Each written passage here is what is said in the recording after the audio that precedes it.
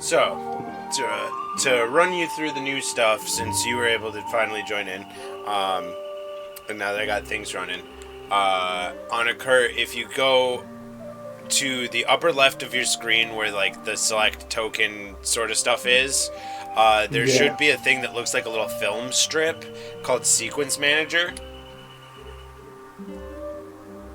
Yes. You can open that up. Okay. Click the tab that says Player, Okay. and then click Switch to Layer, and then All Users for where it says Play for Users, and then there's like a like box in between those two things that you can type in. You're gonna type JB2A dot, and then a whole list of stuff will show up for you.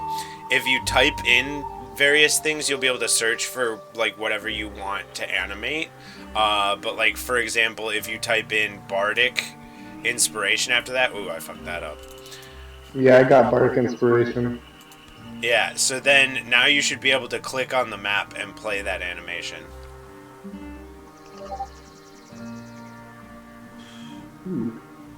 There should be one for every one of your spells. There's ones for various melee attacks. So, like, if you attack with a rapier or a sword or whatever, there's an animation for all of that.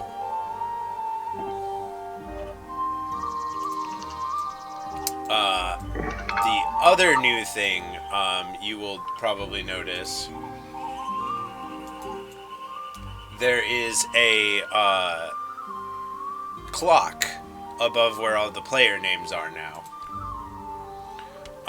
So it currently says 7 p.m. Ah, yes. So that's the current like in-game time. I can keep track of what time it is for you all, and I noticed that you guys were asking me what time it was every now and then. So I figured this was a good way that I can keep track of it. Not only that, but as I adjust what time of day it is, it will actually adjust the light in the scene.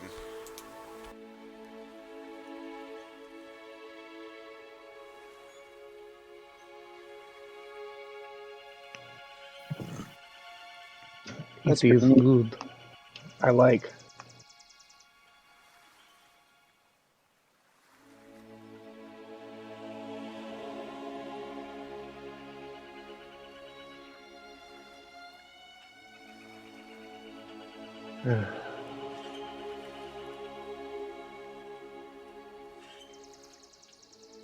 Yeah, I see a time in my upper right. I see a thing that says like hooded lantern 6 hours.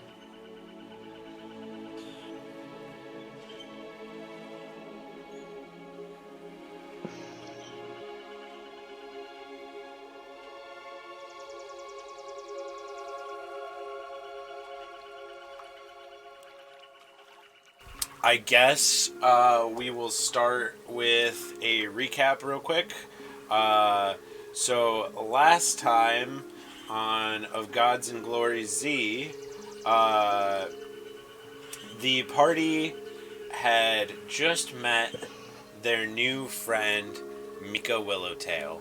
Uh, she had been fleeing her home as it had been attacked by creatures unknown to her that she had never seen before.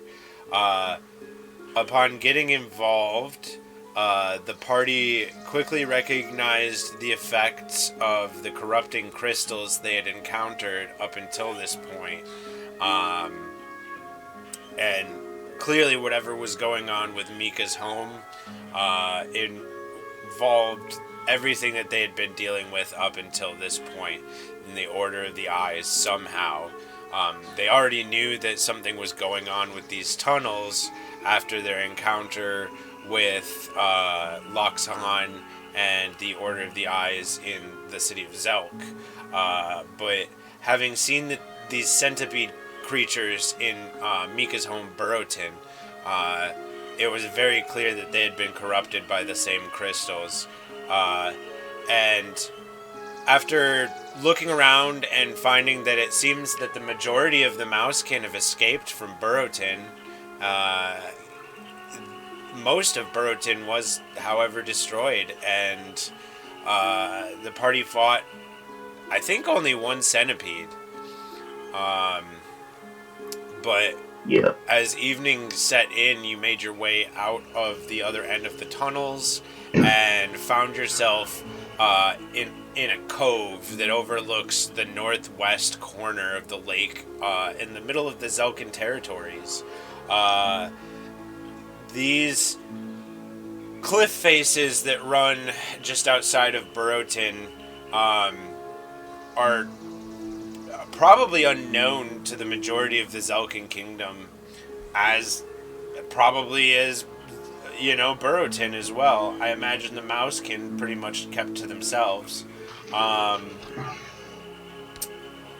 But you all come out of the caves as the evening sort of starts to set in. The moon is rising in the sky. The light of the sun is starting to disappear. You can hear evening birds making their songs on the horizon somewhere on the cliff overhead, and the lapping of the waves at the cliffs beneath your feet. As you look to the north, down the cliff that you're on, there is a cave, and at the other side of the cave you can actually see a beach. With that, what do you all decide to do for the day?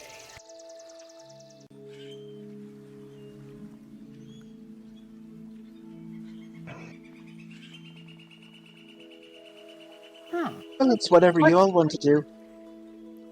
It might be smart to make a camp. I certainly don't want to go anywhere alone right now.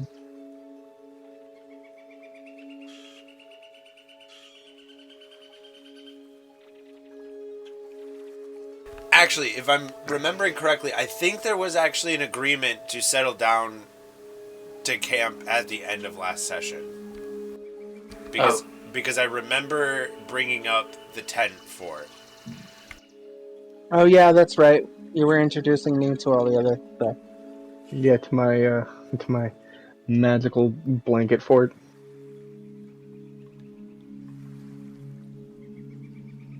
Quite cozy. Why, thank you. So we should take a long rest. Long rest of peace. Yes.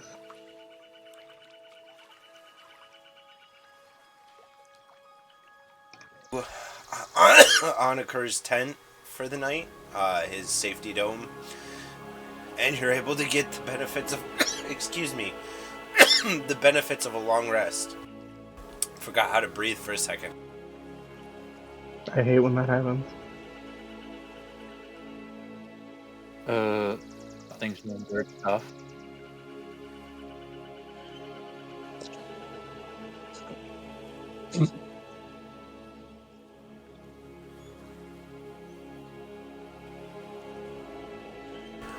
Remember, you'll need to switch off of the sequencer if you want to be able to select your token.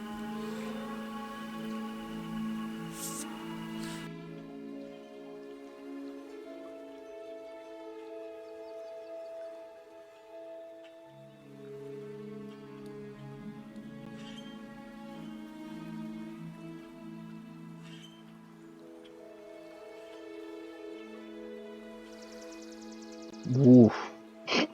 Whatever.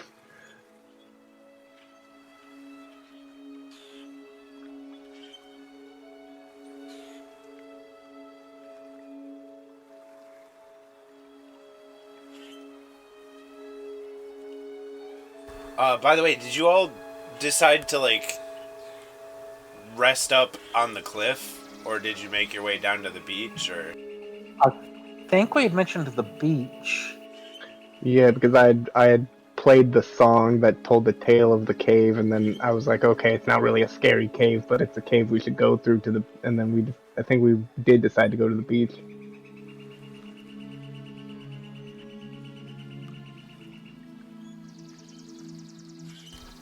So I'll just do this. So you all are doing your long rest down here. So as you awake in the morning, we'll jump ahead 8 hours.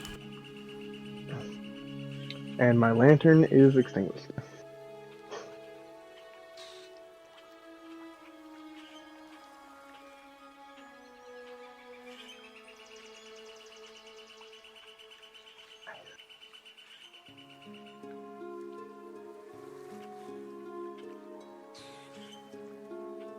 That's 8 hours. So 3 from 7 to 10 is 3. Midnight to from 10 is, so that makes 5. So yeah, 3 a.m.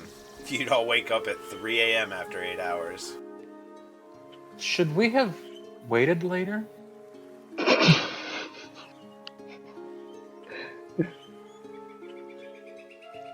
You're Indeed, I all, guess we got the rest of the day ahead of us. yeah, I mean, you're all welcome to rest in if you want. I mean, this is a pretty good place. I mean, from a survival standpoint, 3 out of 4 of you are pretty good survival experts. Like, you know that this is a safe place to probably rest, as long as there isn't, like, tides. But it's like, it's a lake. So, and you're in a little safety bubble, like, you're good. So, if you did want to rest more, or, you know, whatever, you could always have a period where you sit down and discuss some of your background some more. The chat around the campfire, if you will.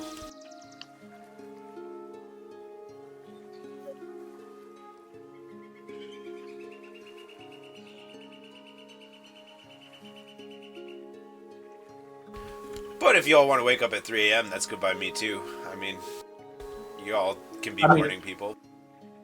I could use some of the spare time to fashion a quote-unquote spearfishing contraption with my rope and one of my javelins. Yeah, for sure.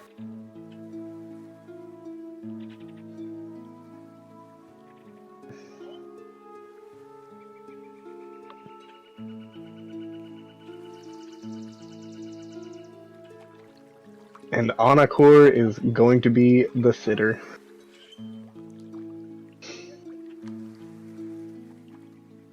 Could I play some retroactive and say that I got some tea from my house before we left? Absolutely. Awesome, because I want And- to make a little bit. And you were an avid tea drinker, so I'd say that you probably have like a good month's supply worth of tea on you. So, and probably in various varieties. So go ahead and give yourself like an ounce of tea in a couple of different flavors. Awesome. Nice Darjeeling, some Earl Grey, you know. A chamomile. Jamaica. Alright, so we have Graveheart wants to do fishing. Did anybody want to help Graveheart with fishing?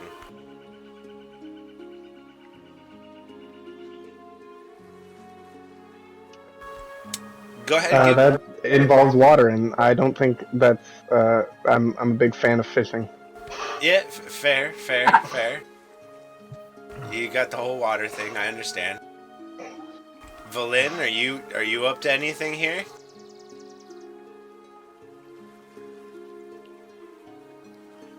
I don't think she can. Valin's been talking. Alta's been talking. Alta wants to try her weed, and I was going to be the trip sitter.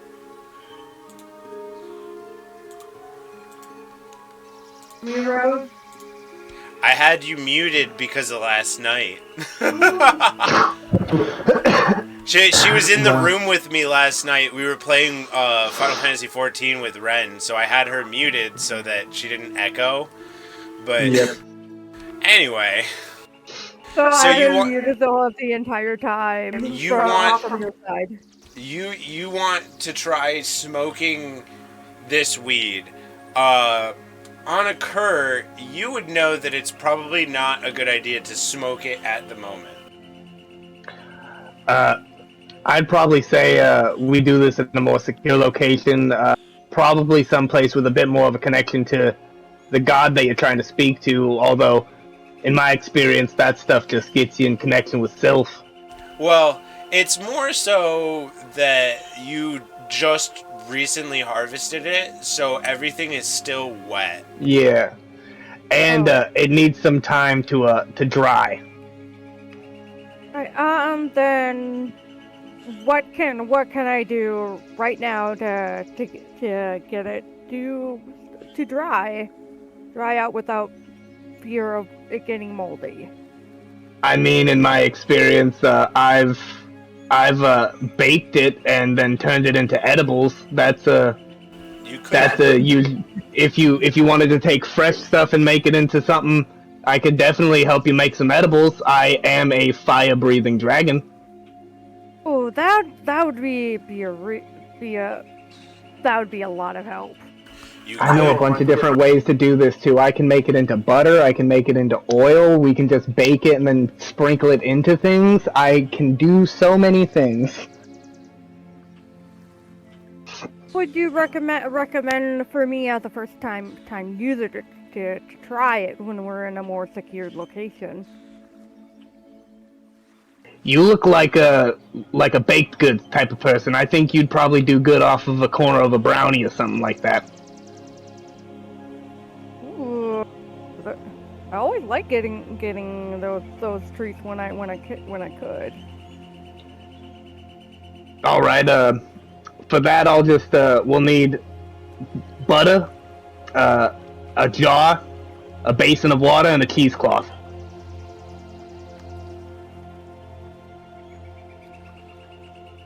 Ah, I. Do we even have those on ourselves? Probably not. Suddenly we're regretting not shopping more in town. But what happens? I'm sorry. I'm sorry, God. I wasn't aware that I was going to be making edibles with Miss Goody Two Shoes here. Fair enough, fair enough. Miss Goody Two Shoe, I like that.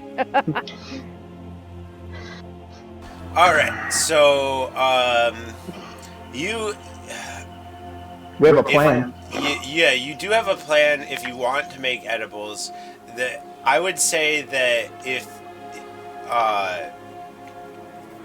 if you put your heads together and you knew that basically what you needed to do was bind the THC to some sort of fat, you'd all be aware that there would be some way to make a tea with it if you could get some sort of fat involved, like an oil or something.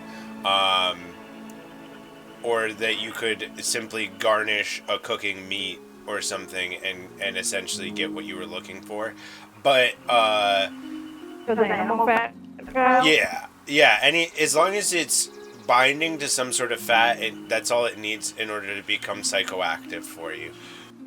But jumping back to Graveheart, if you would be so kind as to make a survival check for me, we'll see how good you do at fishing, especially as somebody who lived in a desert. I mean, it was an ocean for a little while. Yeah, maybe you got a lot of practice in that day. Don't remind me. You're able to catch like a medium-sized bass, probably about a foot long. So enough for like 2 people. Yeah, if you filleted it into 2 fillets and fried it up. We might need more. Anyone want to help? I'm going to play him a fishing tune and give him bardic inspiration. Give me an excuse to do this. Fuck yeah! Throw that D10 on top of their Graveheart. Oh. Bardic inspiration, all users, and inspired. Ooh. 21. That makes 21. Blackjack.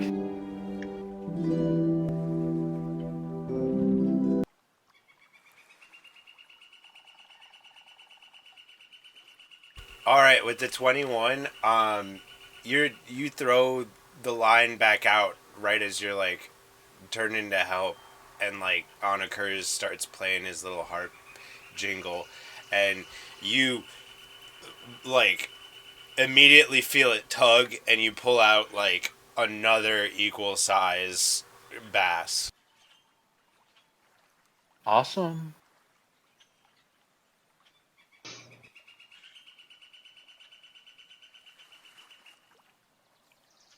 Also, sorry, did not mean to cut the inspiration song. That was my bad. It's alright. Stifle my music. I'll come back stronger. You can't silence my voice.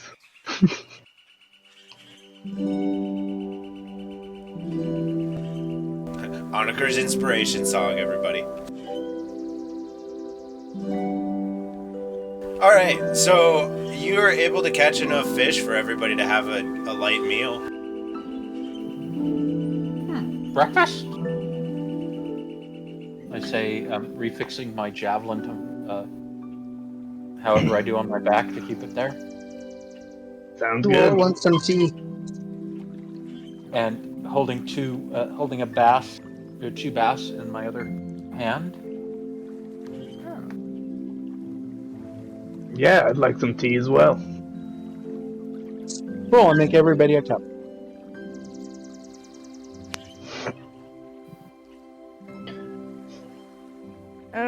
The tea is brewing. Valena is like sitting on her knees and trying to connect with Titan.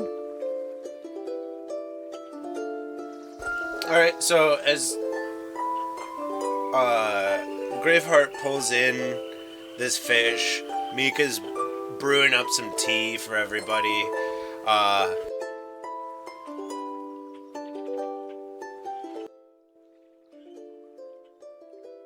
Couldn't hear myself think for a sec. Mika's brewing tea, and Anakur's playing his music. Graveheart pulls in some fish, and Valin is sort of like to the back of the little cove that you're in, sort of on her knees praying. Every now and then she sort of like presses her hand against the rock as if trying to get a sense of the earth, as it's part of like a part of this new religion for her that she's never really had to deal with before. Just trying to like understand what it means to have the ground that she walks on be, holy to some degree to her. But as Graveheart brings up the fish, who's gonna prepare the fish? Valin What would like skill would to that be under? I would allow, depending on how you want to do it, I would allow it to be crafting. If you've got a chef's kit, you could roll off of a chef's kit. I think that's what it's called. Or a survival check.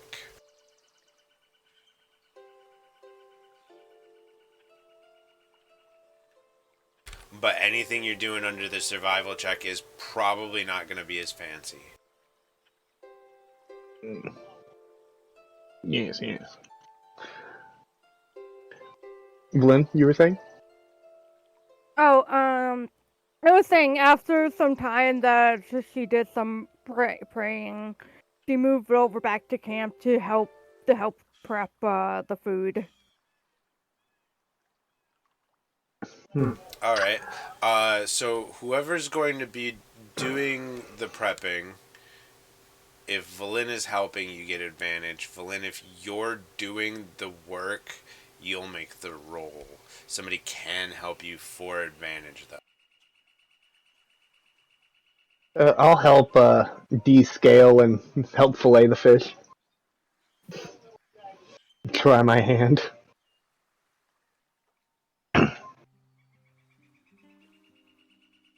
I do have a +9. Sorry, go ahead. I do have a +9 in survival. You want I mean, what would my role be? Survival if I was trying to help, or what would it be, or who would be making the role? Does anybody have a chef's kit or any sort of cooking utensils? Let me check my inventory.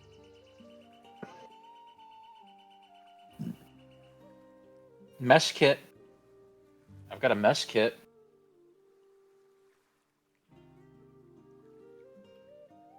I have a disguise kit. I mean, that'll come with a metal plate, generally speaking. Nope, don't have anything. And fork. Mess kit is a tin box that contains a cup and simple cutlery. The box clamps together, and one side can be used as a cooking pan, and the other side a plate or shallow bowl. So I would imagine that this comes with like a fork, a spoon, and a knife. It's probably that like 2-prong old school fork. And like in like a bento style box. Which would work for what we need. Yeah. So if you want, you could use that for cooking. Nobody's got.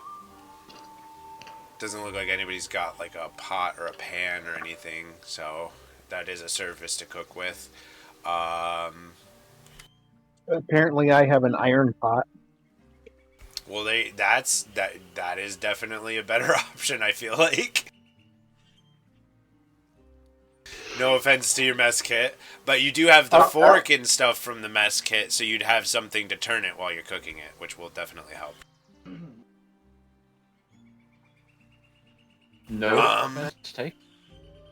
So, I think what happens is it will be a survival check, but you have all of the cooking utensils, so it's like cooking it on like a flat range.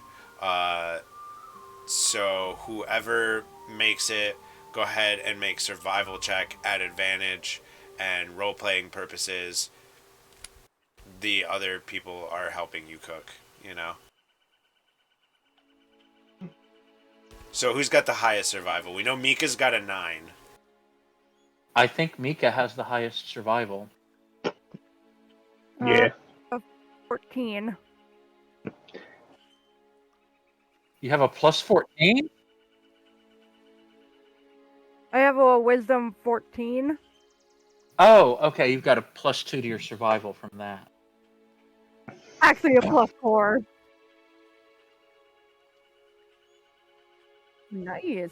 Yeah, Mika would definitely be your best option for this. I'd imagine that Mika's used to like being out in the woods and setting up a little fire and cooking stuff from the looks of it. Take it away, Mika. You said with advantage too, right? So I can roll again. Yep, you'll get to roll twice. We'll take the higher number.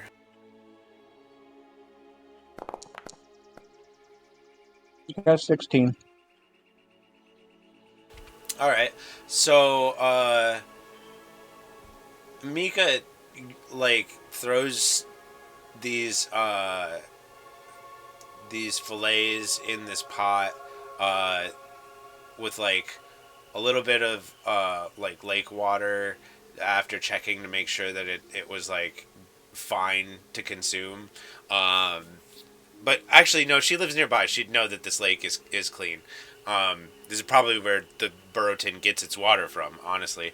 But she'd throw a little bit of water in the pot, like, it stirs it up with the, like, spoon. Valin has some, like, seasonings, I think, if I remember correctly, from when you were last I in have to town. go take my dog out. Yep. What's that? Spittle needs to go outside their dog. Oh, okay. Hers and Finn's dog.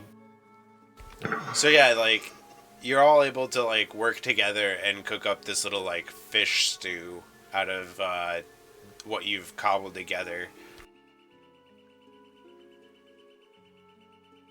And you are able to have a nice meal and enjoy a cup of tea before you set out on your adventure for the day. I'll say having a meal of actual food, y'all can have like, one sec, let me roll.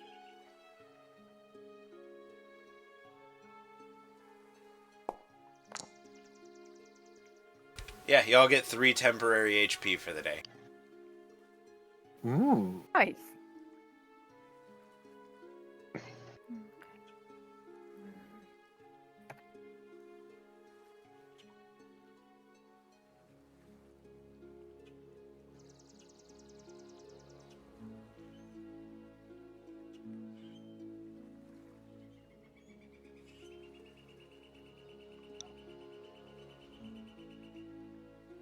And that course of events takes about an hour and a half. So as you finish wrapping up and cleaning up after your meal, tucking all of your belongings into your satchels and things, the sun is just starting to peek over the horizon, and the light of the day starts to spread across the lake a little bit. As you are set for your next day, you want to be heading to the northwest still, and the lucky thing is that the cave that heads off of this coastline is heading in that direction for you all.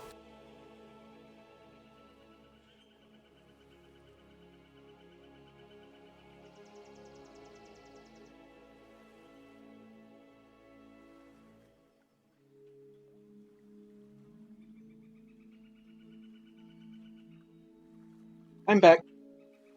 Welcome back. You're all able to make a nice little fish soup, and you got 3 temporary hit points for the day. So you had fish soup and tea for breakfast.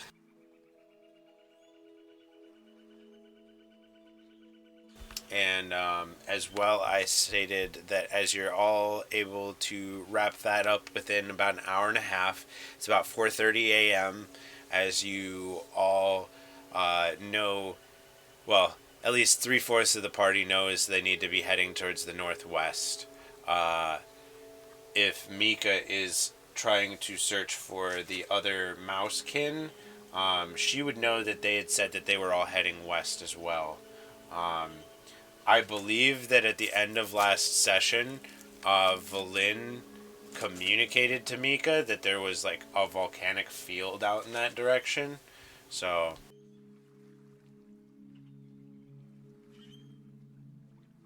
but yeah. Oh, volcanoes, yay. Yeah, your Last dad. one of those had my dad in it. Yeah, I was gonna say the one where your daddy lives. Oh, fuck. Definitely don't want to see that, go through that family reunion again. But the Hey now. Hey now. the cave that comes off of the coastline that advances you along the path heads to the northwest.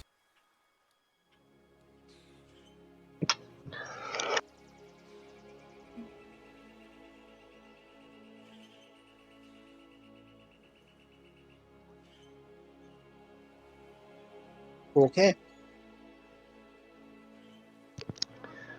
Well, I will say that seems like you've got some mouse to find. I will say that Mika has probably been this far out before, but like this is your people probably don't go down into this cave, you know, because like there's not a whole lot of reason to. They probably have stories about it because as the legends that were brought up at the end of last session stated that this was where your people originally came from. the cave of origin, so to speak. Secret tunnel through the mountain. Secret, secret, secret tunnel. And real quick, I'll actually hop over to the map so I can point out where you all are. One hop this time.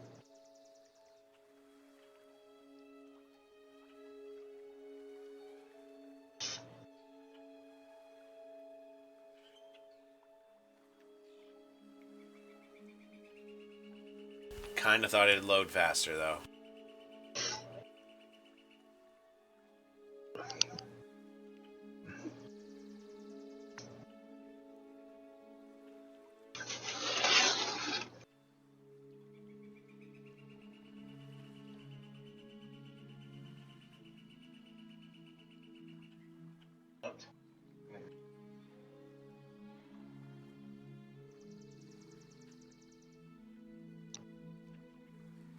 And then as soon as you are all loaded in, I will force your guys' map to go to where you are.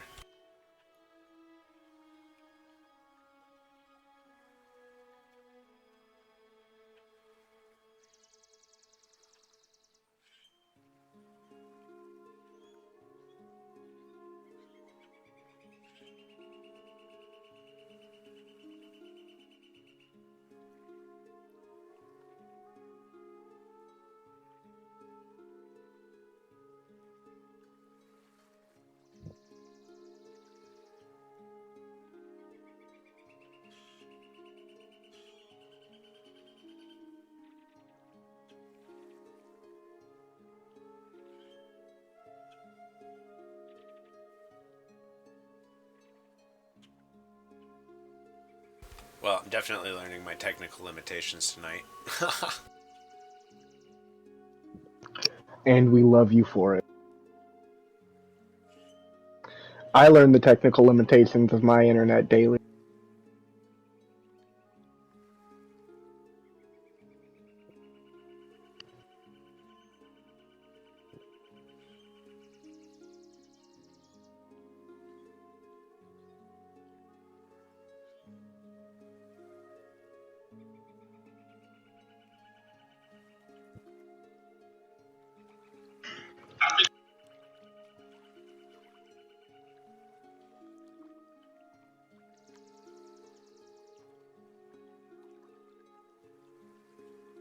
Well, for the two of you that are loaded in that have found where your tokens are already, yeah, you're in the northwestern corner of the Lake Zelk, which you know is to the northwest of the Zelkin mines.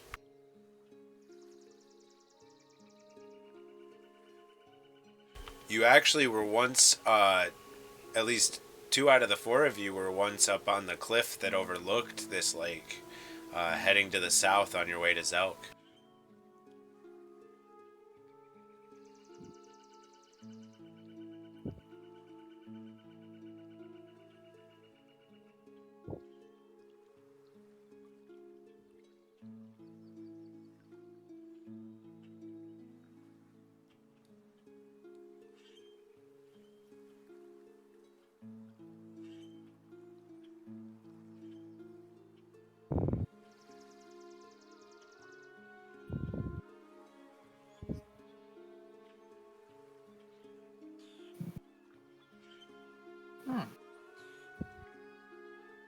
Particularly. I think we will sort of move along here since it'll take a second for Annika. Haha. Okay. Don't you even put disrespect on my... Yeah, oh, I gotta load another map anyways, so I'm sorry. Oh, well, upsetting. I'll see you guys in 20 minutes. So yeah, this is on the northwestern corner of Lake Zelk. So Oniker and Valin, you'd remember having been on top of the cliff that overlooks this lake at one point.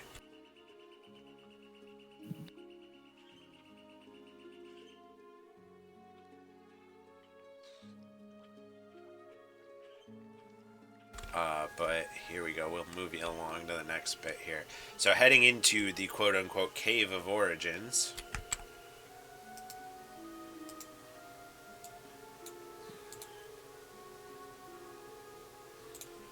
Well, damn, that one loaded up right away. All right, thanks, guys. Nice. Why is there a thing in the water named Skeleton? Okay, let me describe the scene, please. Why skeleton? Okay, I'm getting to that. So you all head into the cave. The path winds to the northwest a ways until it sort of like opens into this like ravine or crevasse underground. And the path underneath you shifts from being like a rock pathway to being these wooden slats that are like built into this like secured pathway along the wall. And anybody who like sort of like runs their hand along the wall as you're walking along this path will feel that the wall has been like carved with like intricate winding patterns of like trees and roots and breezes and just all of this stuff that symbolizes the nature in general. And everything kind of goes dark. If it wasn't for, I imagine Oniker has his lantern lit. If it wasn't for Oniker's lantern, like there'd be nothing for a little bit. You'd just be feeling your way through this wooden slatted crevasse space, which would be terrifying, I'm sure, even with dark vision. But eventually it sort of like opens up even more, and you see this sort of like domed cave room that booms with the sound of the water lapping at the bottom of the chamber. Not deep water, like ankle deep at best for the majority of it. But there's torches here, lit torches that light up the space, making it so that all of you are able to see pretty well. As you look around, the path sort of like breaks off. One path goes up, like it goes up a ways, and then you see it leads into like a cave, and you're just able to make a staircase that heads down and to the east. And anyone who wants to can feel free to make a survival check about that while I continue to describe the rest of the scene. But in the torchlight, you're able to make out these swirling patterns of nature on the walls that I was describing you feeling previously. And the path heads down, like deeper underground. And from there, you can see that the chamber opens up into another space. It's sort of like down to the south, but like looking down in it from the angle you're at, you can sort of see that it veers off to the west in the direction that you're all trying to head in. And a strange, eerie purple light emanates out, lighting up the bottom part of the chamber, allowing you to barely make out in the water. There is a skeleton. I mean, there's many like skeletons and like the remains of like buildings down in this water, but this skeleton sort of like pops out. It's reaching outwards towards a scythe in the water, just barely out of its reach, as if whoever this is the skeleton of died reaching for this object.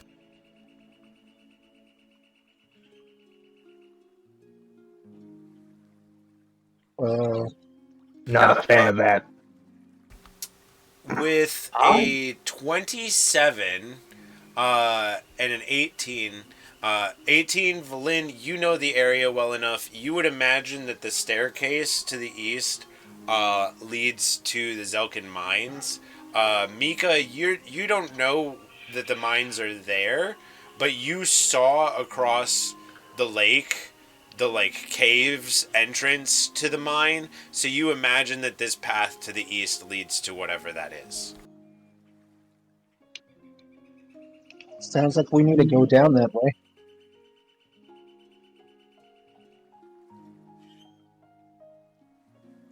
All right.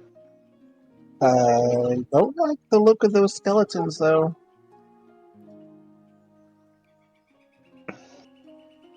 I have a similar feeling.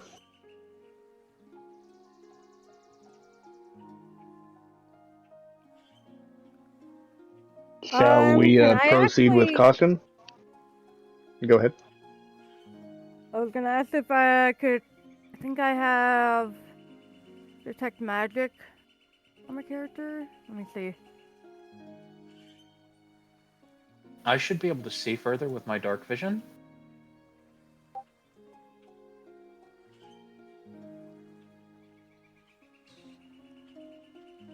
Hopefully, whatever did that to them are actually happened a long time ago, and they're just dead, and we can. Did I not put it Mm. on? My major thought I don't think process I put it on.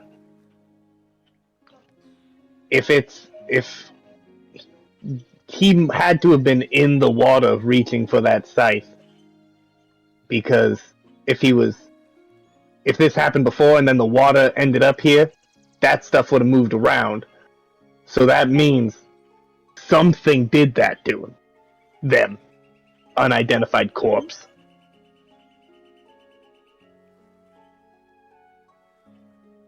Yeah, I have 60 foot of dark vision. What you see is with dark vision. Oh, okay. Currently. Oh, that's because distance down. Okay, now I get it.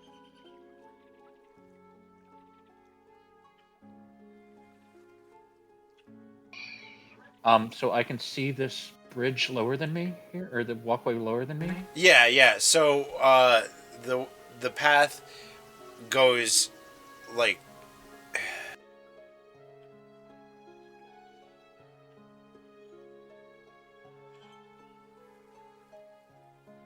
Yeah, I can see that. I will,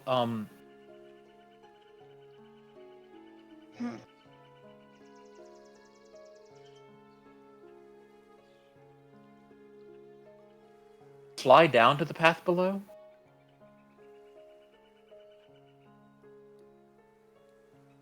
To, like, here. okay. I stop measuring. But more or less, it's. I guess I was trying to imply it, but I'll say it directly. Like, this is like magical darkness. I can't see through this. Something's not right here. At least that's if I remember Goggles of the Night properly.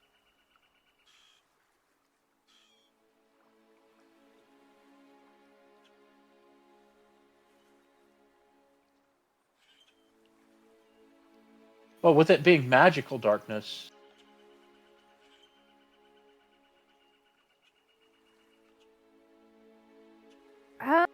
All right, just help everyone out. that is Lynn, not if what you I am can- trying to do.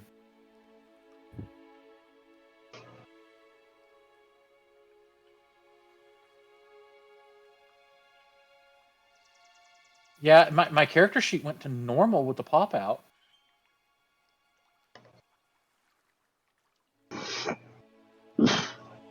It was drunk for a minute there. Should we follow him?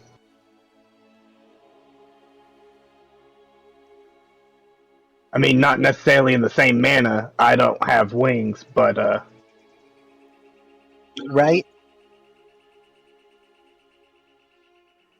can you all see now? As she I've been able to puts see up- pretty decently. Like I can like see where Graveheart is standing. And my dark vision is still not penetrating that, so I'm assuming that it is. Oh, now it is. Oh, Valin just turned into a glow stick.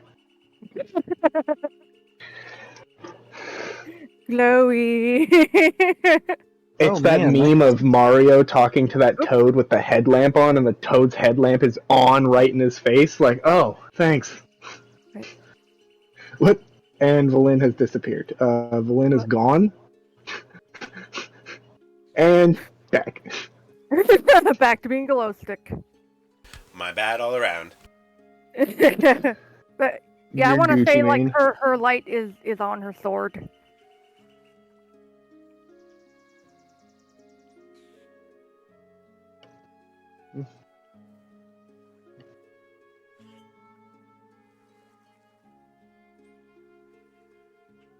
Yeah, if you guys want to just move along all the way to the bottom, if you're heading down, there's no traps or anything along the way.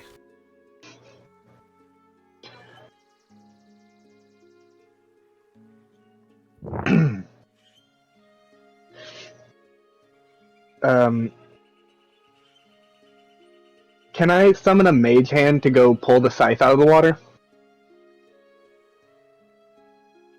I think so. Mage hand can lift up to 5 pounds, right? Let me see. that Do was 10. do. A spectral hand, the hand that's right.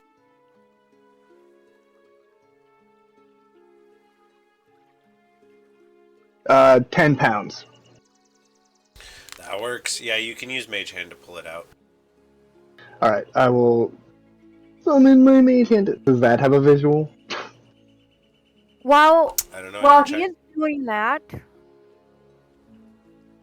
I like to use detect evil and good.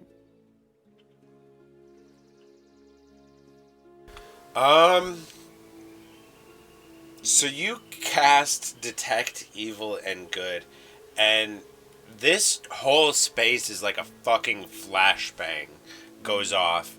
Like there's good, there's evil. Like it's all fucked up. Like everything is like intertwining, and like everything is glowing. Like something is wrong.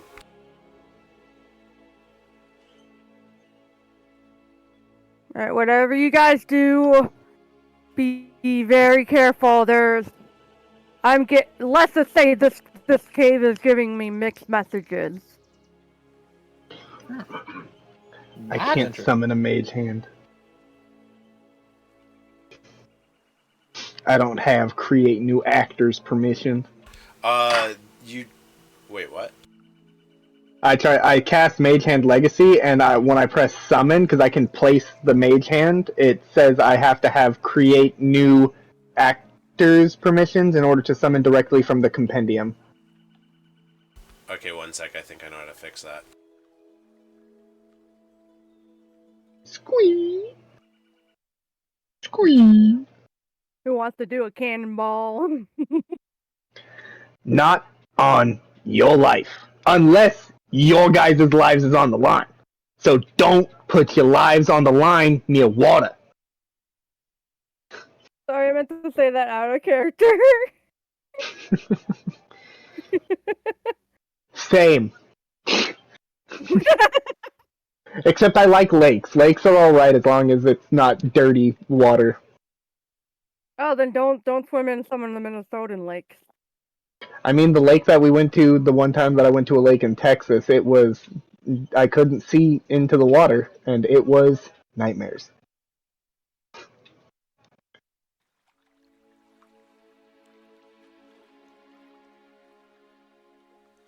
Yep. Normally, I would have said lake water is the best water, but I think around here, people have been getting like Boom. brain-eating bacteria. Oof. I hear that the majority of the country now is in a drought. I can't Actually, change the color of the mage hand. Altha, But that's okay. do you keep drawing that circle? Do you want me to take it away? Yes, please. You are giving off actual physical light in the like game. Alright, let me figure out how to remove it. just stop putting it back. Okay. I have summoned my hand. it Where off is? Oh, now? there's the scythe. No, it's not. I don't know how to make grab, but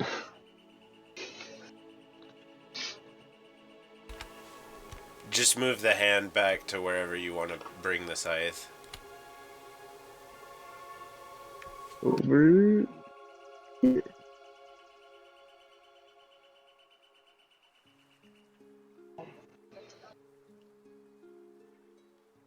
So you lift this scythe out of the water and bring it up to where you can see it, and it's got a thin layer of like algae on it. But this is clearly not a regular scythe. It's like obsidian black. The blade of the scythe looks like the head of a crow. The along the beak of which there's like these like bandages keeping the beak shut. And then where the eye or head is like a big red gem, and there's these bandages wrapped around it.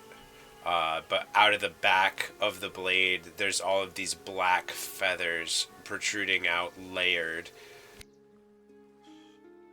I'm gonna look at it in my my mage hand's gonna be holding it, and I'm gonna turn to Graveheart and be like, "Hey, you want to take a look at this?" I can do that. I'm gonna have my red mage hand drop it, and I'm gonna figure out at some point how to make it purple. I don't even know if that's possible, but I don't care. As it's dropping, I will grab it. Alright. You grab this scythe. As you wrap your hand around it, go ahead and give me a wisdom save. Ooh. Where are my six? That page didn't redo correctly.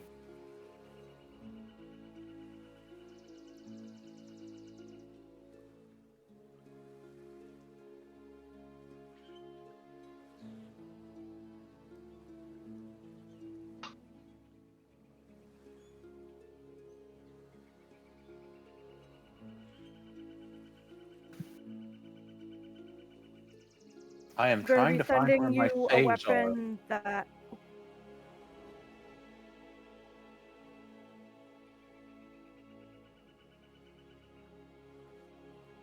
Send you a weapon, Rory.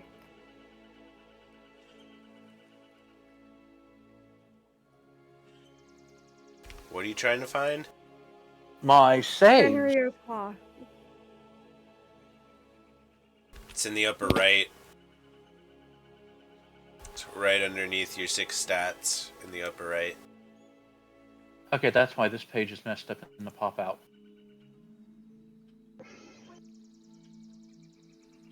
Oh.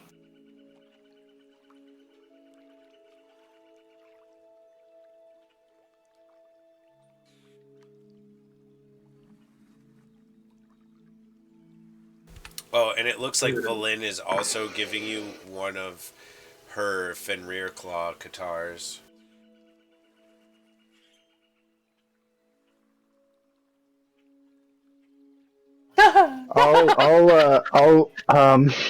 Would a bardic inspiration help? Maybe. I mean, it could. If I rolled 10, it would most likely help. I'll give a bardic inspiration. This seems like it's a save, so I'm worried. So add that 10, baby. It says I have an inspiration. Oh well, if you have an inspiration, go right on ahead and use that. All of you have a DM inspiration that you've never used.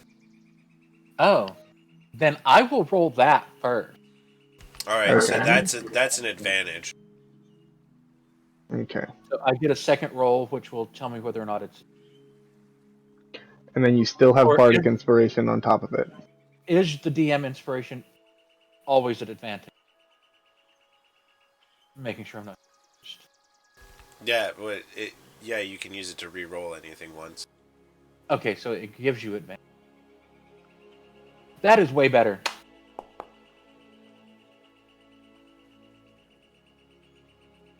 I'm still not sure I want to just take it where it stands. Yeah, you might want to roll that inspiration. So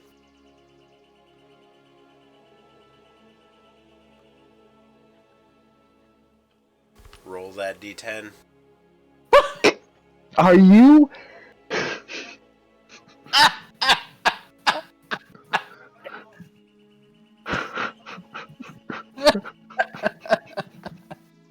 Hey, Rory. Rory, buddy. Rory. Rory. We're going to hop over to the other chat real quick. okay. Oh no. I tried to give a homie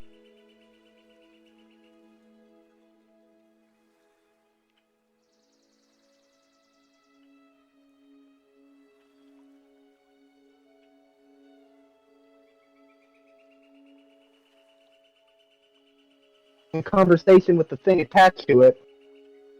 Okay, it finally worked. I tried to drag. Can't do that anymore.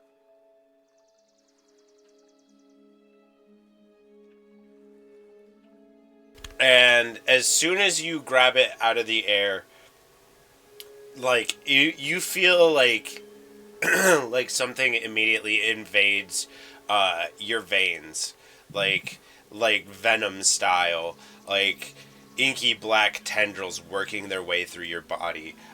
You are now forced to attune to this weapon immediately, and you hear it talk in your head, and it says, "You shall feed me, or I shall eat you.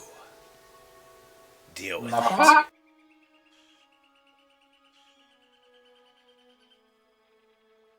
And you just now are going to consistently have this gnawing voice in the back of your head saying, "Souls, feed me souls." And we can hop back over to the other chat now. Okay.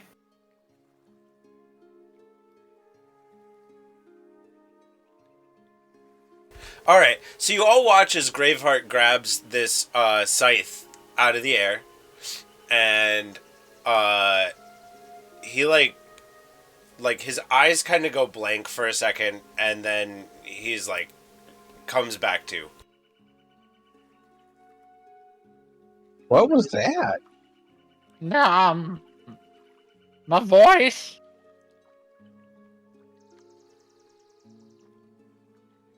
Are you good? I'm not so sure. Should you put it down?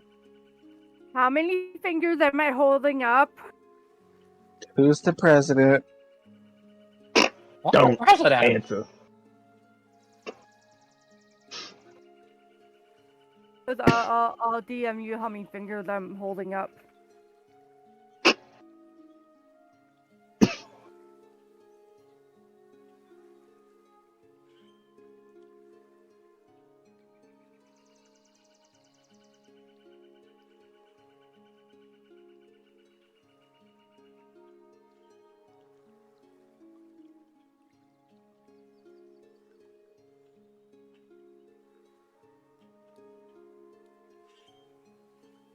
That's neat.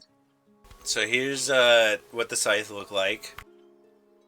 And Graveheart, you would now know that this scythe is named Crow.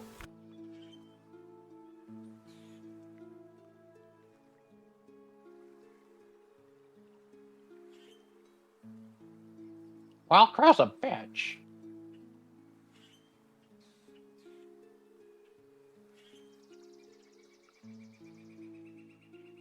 Who?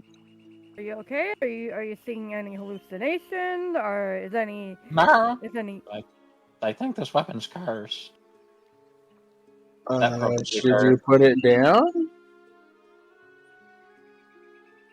I attempt to put it down. So, Graveheart, you, like, in your mind, you, like, kneel down, set the weapon on the ground, and stand back up. But, like, you look down, and the weapon is still in your hand. Everybody else, you watch as, like, Graveheart, like, looks at the ground and does nothing. Wow, that was fucking useless.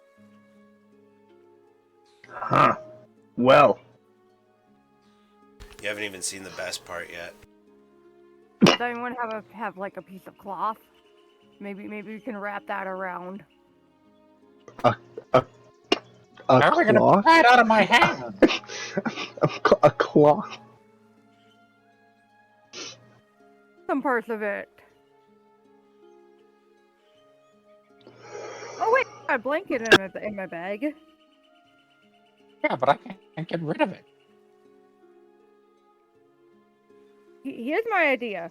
We wrap it up. I give you this blanket. You wrapped it up in cloth, and then you try setting it down again. I think it's gonna like that.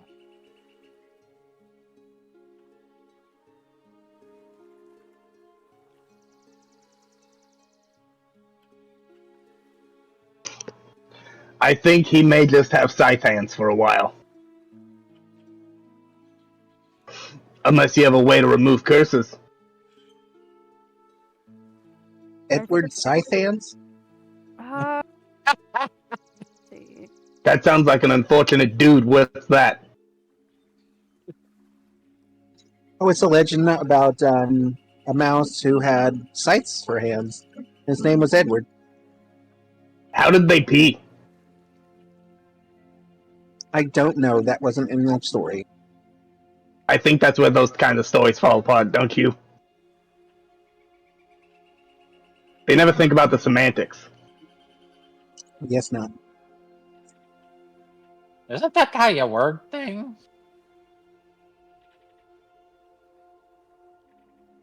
No, I don't have remove curse on me. Mm.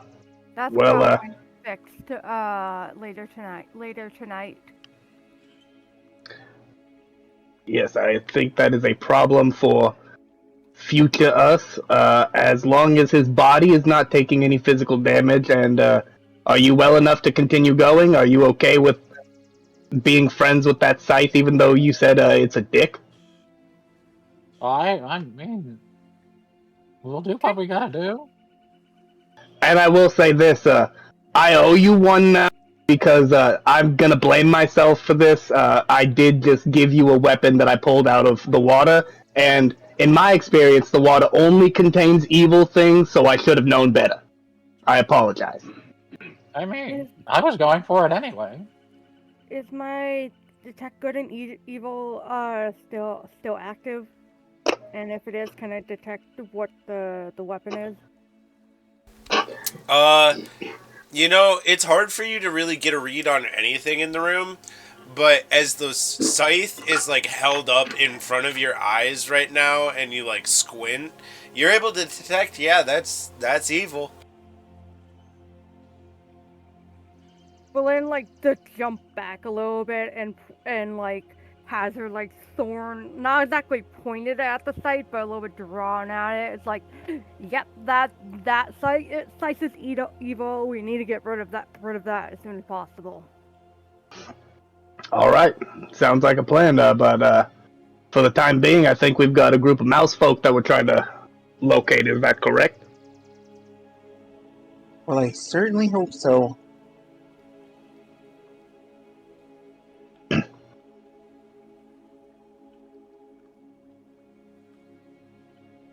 All right, well, the path continues down until it reaches the floor below, where there's, like I said, there's like a ankle deep water. There's now that you're close, it looks like there used to be like buildings here that have like crumbled over time. Uh, so it's almost like somebody's been maintaining these walkways made out of wood because all of this stone buildings down here have crumbled.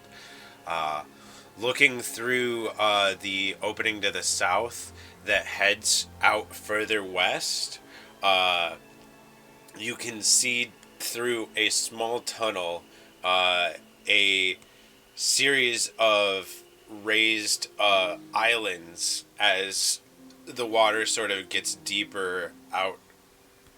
Ooh, out in this other room. The walk the like if you walked through this puddle at the bottom of the room a little ways, there'd be like there's like a ramp like to one side of the room that kind of like comes up and leads onto these little raised islands. And on all of these islands that you see, there's various crystals of all sorts of different colors, but most obviously are these huge pointed spears in like giant clusters of the same purple crystals you've been seeing throughout your adventure.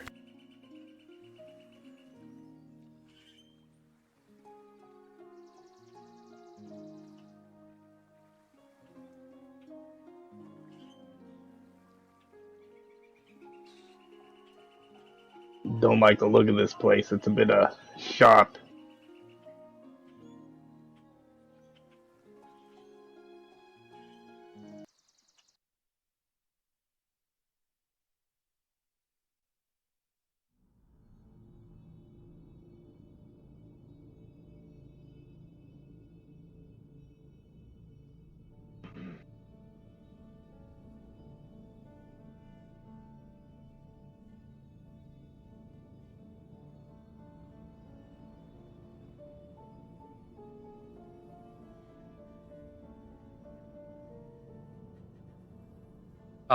How do I need to add Crow? I will set you up with that down the line. For now, I want it to be a mystery to you what this thing's gonna do to you. Oh. So when attacking, just use a standard scythe? Yeah, you go ahead and attack with whatever you want to attack with. If you want to attack with it, just roll for like a standard scythe or a scimitar works.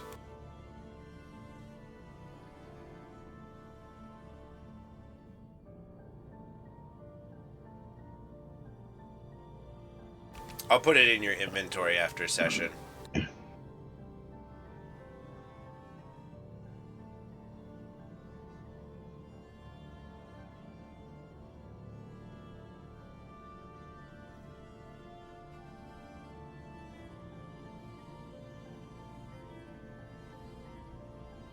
So Anakar's made it pretty clear how he's feeling about the vibe here.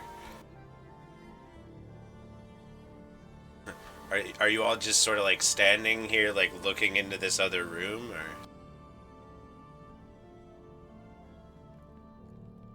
or? I will I'm head trying to. down the path.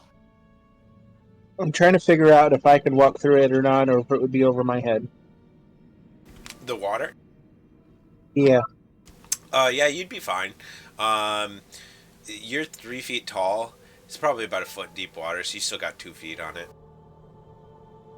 Probably Okay. it like gets deeper here and there, like there's like bits and spaces between like bricks and like old door frames and pillars and things in the water below. But like it's a short skip over to this ramp on this southern path here. So like you don't have to spend too much time in the water anyway. And Mika, you can always like ride my shoulders, or if my bag has enough room, maybe you can fit in there, so you don't have to worry too much about the depths. Unless someone else would be better suited to help you. Well, if I can walk through it, I'll be fine. I have.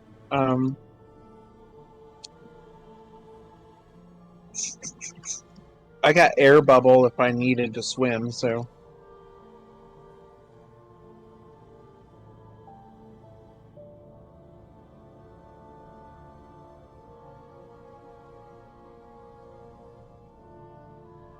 Alright, so you all just gonna head down the path then? I can hop us along if that's what you want. That's Okie dokie. Yeah. Scythe was definitely the main thing in this room. Alright, we will move along then as you all make your way to the crystalline depths.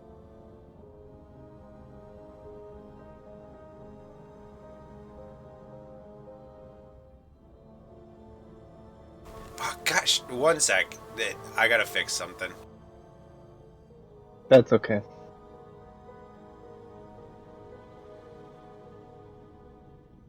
That'll give me time to take a short bio. Yeah, y'all can feel free to do that if you need. How do I turn my lantern on? Because I would have had it on in the other room. I couldn't figure out, and I completely forgot to ask because the room was so well lit. But I remember you saying that if I had it on when we were approaching the room, and I was like, yeah, I would have, but I completely couldn't figure out how to.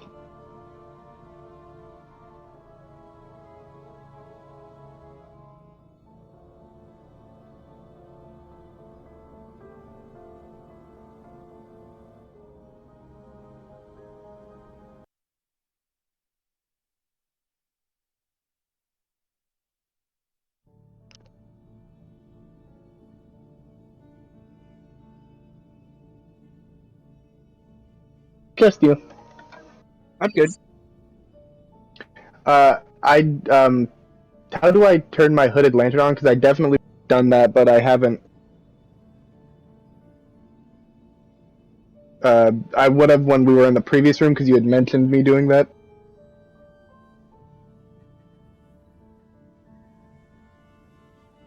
Gucci, Gucci.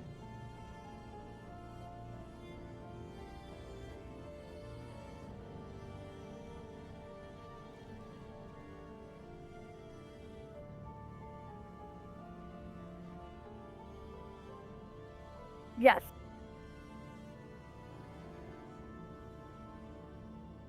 Tin of cookies? Yes.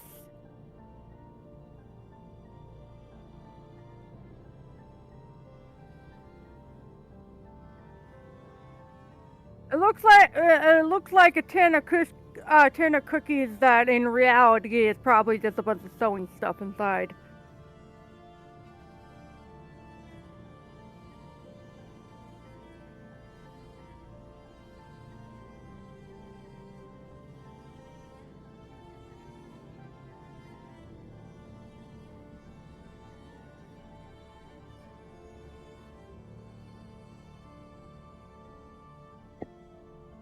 One second, sorry.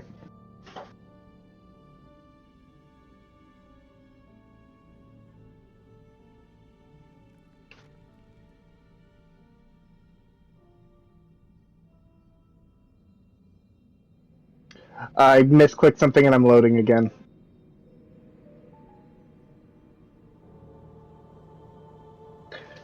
Yeah, before you started explaining, I was trying to figure out how I could, because I still have no ability to kind of like scroll on the map to like kind of drag the map.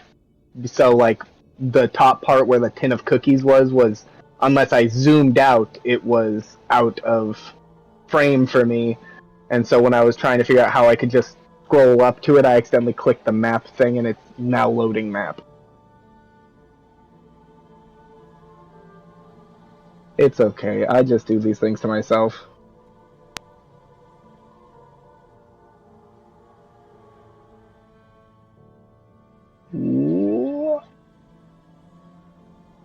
It's saying you cannot switch screens until resources finish loading for you. It's at 98%.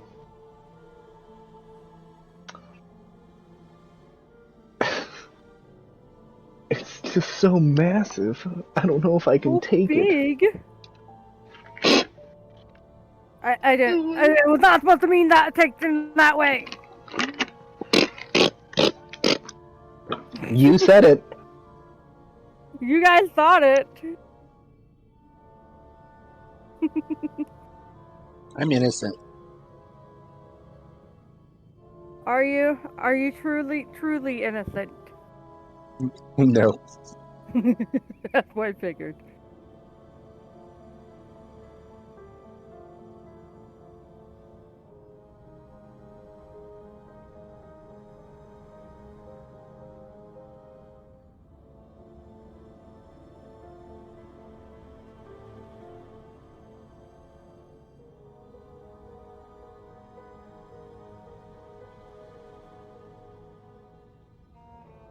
Back.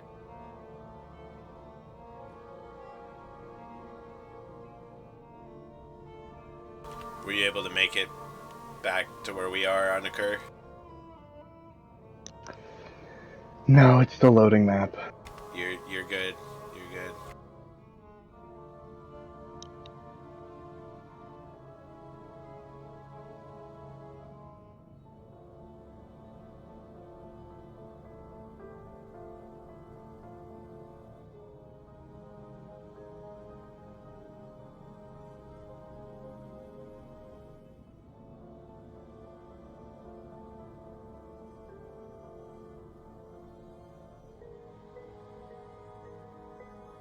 Okie dokie.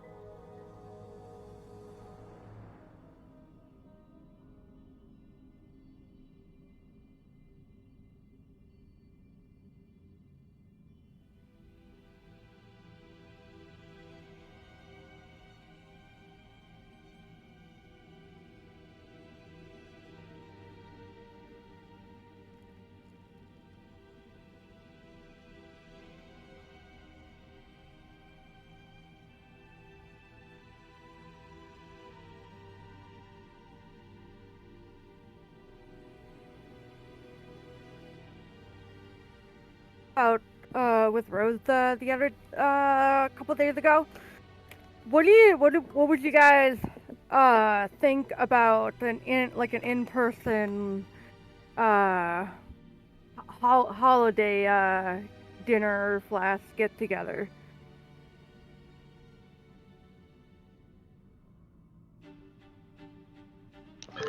Well, when I had the if I was when I am in a more financially stable position, yeah, I'd love to do that. I mean, Ooh, yes, same. okay. Yeah, because I was just thinking like the other day where it was just like I kind of miss going to the holiday gatherings, and so from what I understand, my family's just not wanting to do it much anymore because everyone's so spaced apart now. And so I just thought it'd be maybe be a fun idea, maybe this year or next year to plan for like a friend get together one.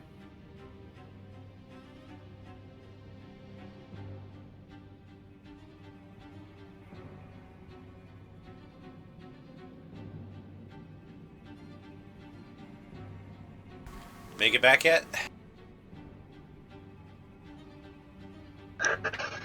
No,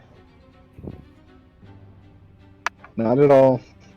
This is just making me upset. Let me try refreshing my page just completely. Yeah, that might fix it, because this is the active scene.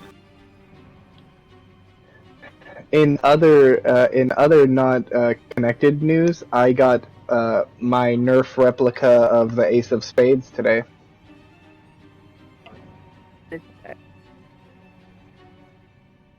It's from Destiny. Oh, loaded. Woohoo!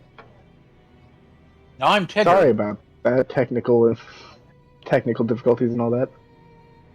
We Look at those very good. understand. My life is technical difficulties. Alright, so you all sort of walk up this ramp from the previous room and head along the path to the west. And it swings like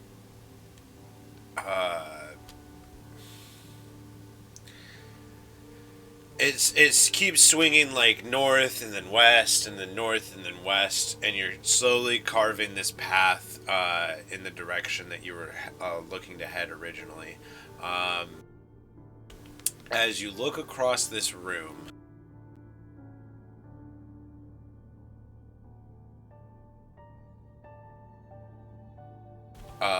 there is an astonishing array of like crystals all over the place. Very obviously standing out is the purple crystals that you all recognize from your adventures. But there are also some other ones that that you might have seen previously. Valin, I think. The red crystals, some yellow crystals, and the blue crystals, some of which seem to be perspirating water into the surrounding, likely the source of all of the water in the area. I don't have a gun. In the darkness, at various points in the room, seem to sit little cylindrical tins of what appear on the label to say that they're cookies.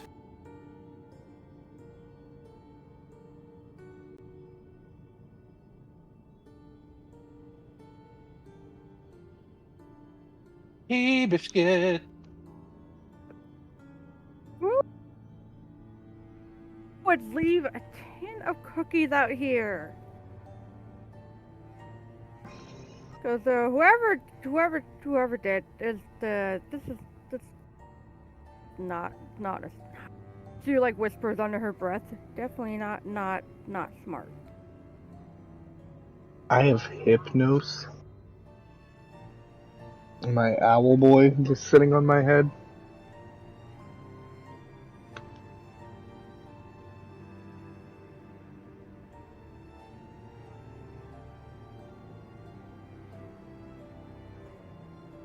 Get him out.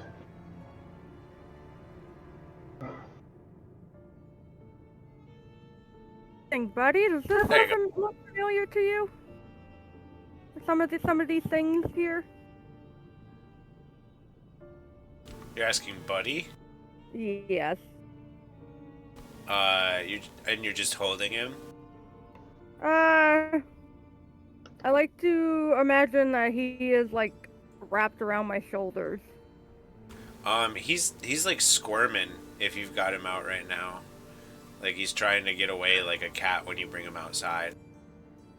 I know that's not how big he is right now. How do I make him small?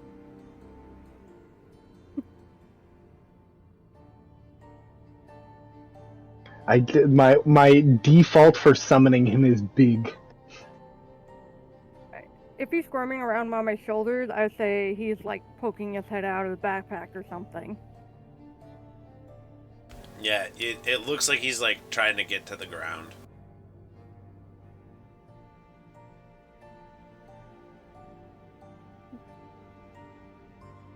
Did you see something, boy?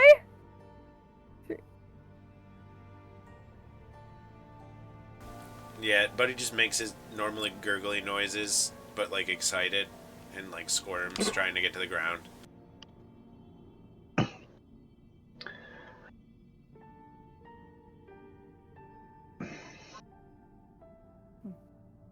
I can't. How you feeling tell. about this place, Hypnos?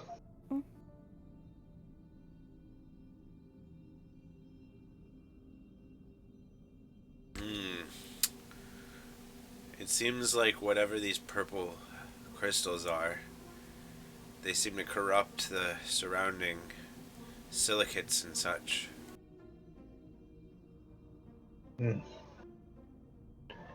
Seems that stuff can just really leach into anything, huh? It's like ketchup on a white t-shirt. Don't quite have context for that one, but I almost just pulled out if I had a packet of ketchup, I would have pulled it out and sprayed it on him. He's not wearing a white t-shirt, but it would have proved a point, but I don't have ketchup.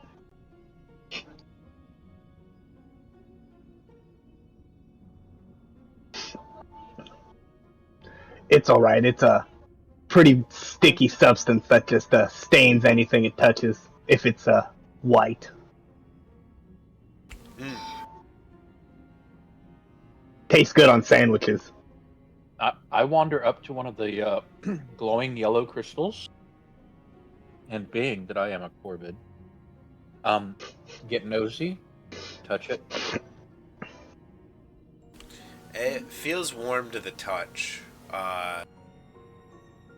Like the ground after the sun has been shining on it for a long time. They just don't bite.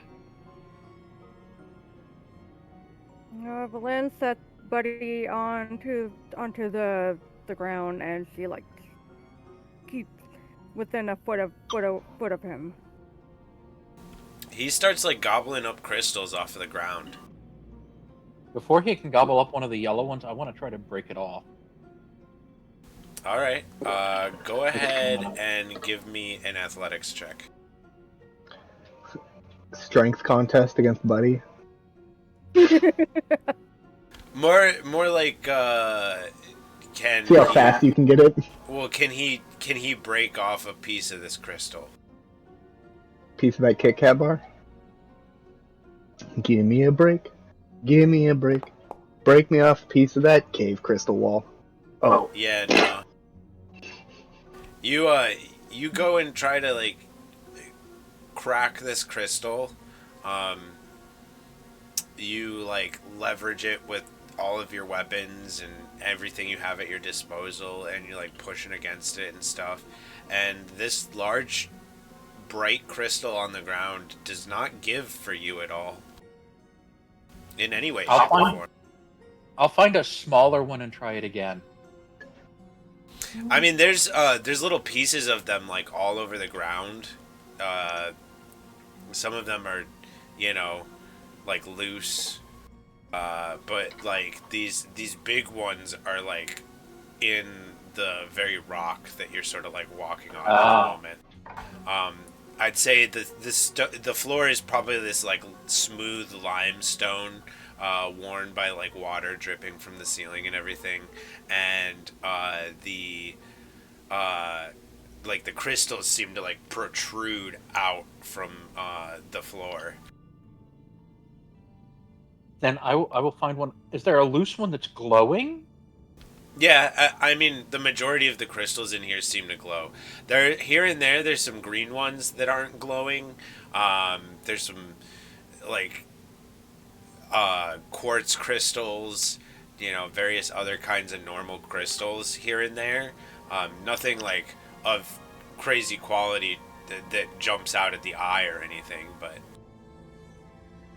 Then I will grab one of several of the loose yellow ones that glow. All right. I'm gonna have to be right back. Gotta use the restroom. You're all good. When you say several, how many are you looking to grab? Like 5 or 6.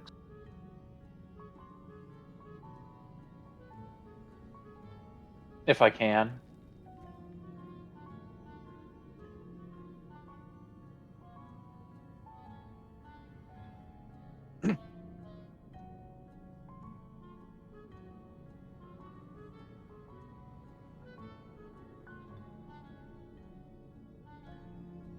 Alrighty.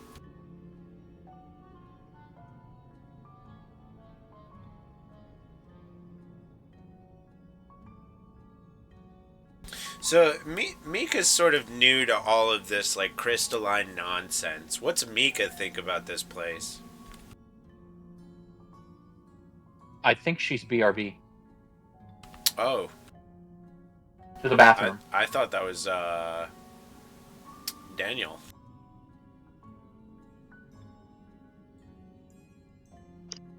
No, it wasn't. Definitely wasn't there. No, Daniel's here. My bad. You Gucci. I definitely misheard. What does Anakura think about all this shit, then? About all the crystals? Really, Yeah. I mean... just seeing all the purple stuff, he's really not a fan of seeing that stuff here, but seeing all the other crystals, he's pretty like enchanted by it, but he's also a bit like out of it because we're walking through this cave. We're currently like we fought a centipede, we slept on a beach. Now we're just moving through this cave, and we went from a room that was just like a kind of shallow puddle with this weird scythe that's now attached to our bird companion. And it's my bad again. And he's just a bit overwhelmed. Yeah, it is. He's honestly, if anything, he'll so there's just like the yellow crystals, and I can't really move the map around much without zooming I'm out. back. But nope, that's Hypnos. Don't rotate, Hypnos. Stop spinning, please. I wonder if I I didn't can. mean- I might be able to help. Let me see. While that's going on, I say like Valen is just like looking over at Buddy, really concerned to watch him eat crystals, and was like, is it does him consuming these crystals? Does it look like it's harming him in any way, or was it doing to him? No, like if you've watched a dog eat kibble, it's kind of like that. Okay.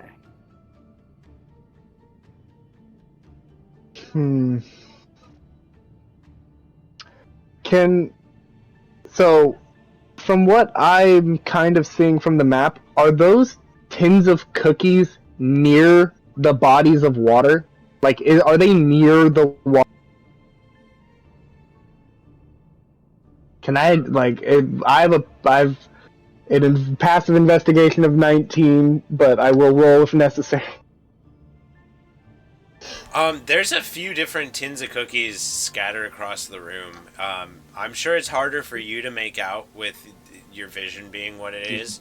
But I mean, at the very least, with your lantern, the glowing crystals, and the dark vision of your party members, they're able to make out that there's like 4 or 5 different tins of cookies scattered across the room.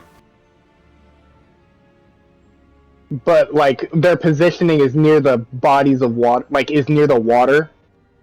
Some of them, yeah. That just seems like a trap to me. And I'm also super sketched out about why there is just tins of cookies in a cave. I was like, no, there's one thought in my head, but I'm not gonna. It's gonna be a thought. It's gonna be a thought. It's gonna stay there until we figure out what they are. And if it's what I thought it was, they called it. So yeah, I had asked, I didn't catch you say that you were stepping away, Mika, but what does Mika think about all of this? Giant cave full of crystals in a lake. I'm just kind of like staring around in awe because I haven't really gone that far. I'm not that adventurous type. Always wanted to be. I've trained in like my own home and stuff and pretended, but I've never been out this far. So all this is like, wow. And also, I don't know if you were here when I described, but there are also several tins of cookies across the floor. Little cylindrical blue tins of cookies. Are they tins of cookies that are they like things that I would like immediately recognize as cookies for like maybe we would have cookies as mouse folk or something? Maybe they went this way.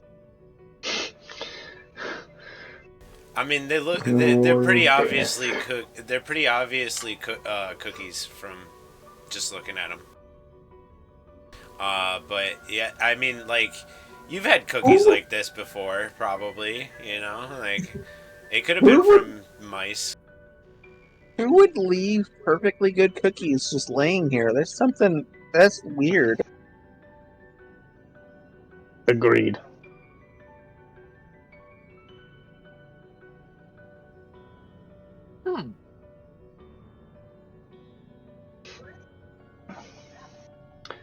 You want me to call upon my mage hand to go grab one of them? That would be, yeah. All right. Skedaddle, skedane. Let's take that cookies and bring them yame. And then just gonna summon my mage hand. Well, it was already here. I don't think I would have unsummoned it. I think he just didn't get pulled with us. Let me just boop.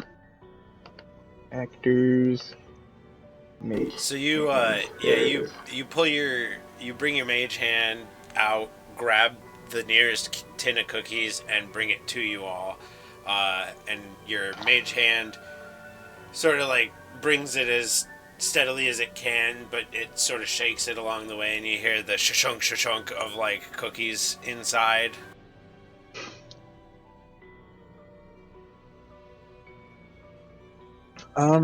That sounded like cookies. Everyone, keep a step back. The mage hand is gonna open the container of cookies.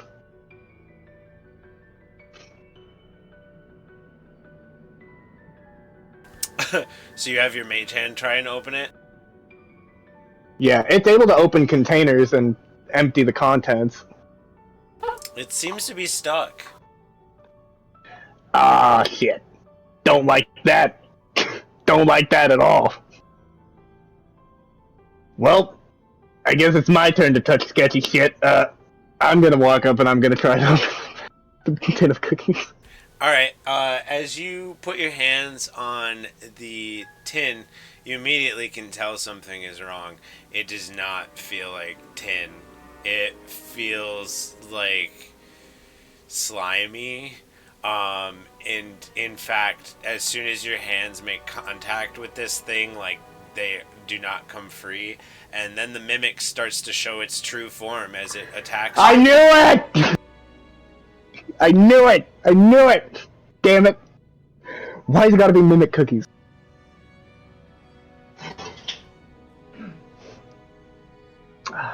Time to fight a mimic cookie.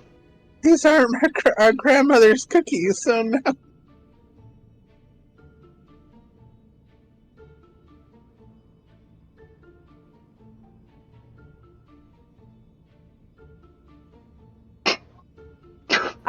I hope. Problem solved, guys. Good fight.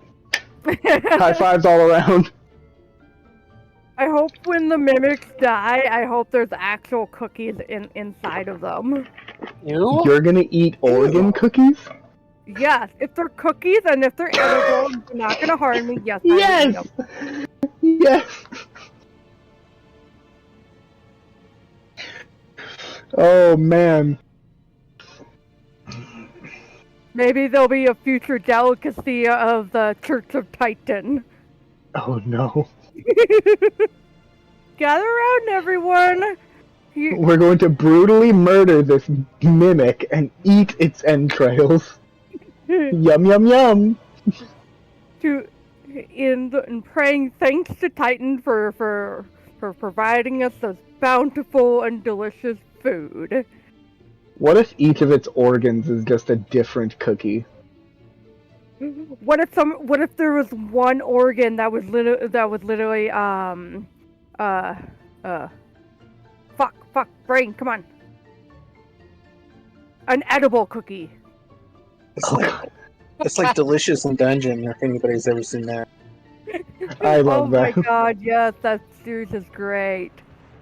The organs all cookie cutter, like anatomically correct cookie cutter approximations of organs.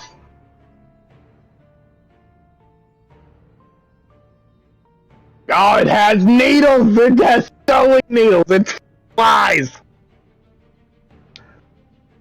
Oh. I was gonna say it's probably not got food inside of it. It's probably sewing needle. Probably a sewing kit in this. It is a Oh, mimic. that looks gnarly.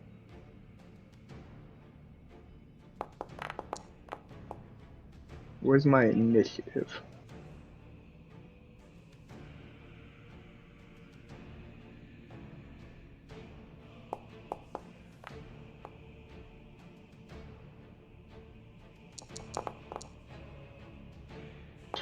How to roll initiative.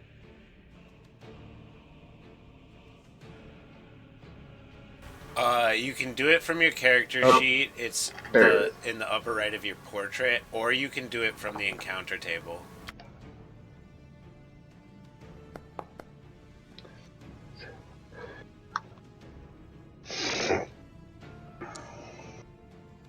Is it only rolling one?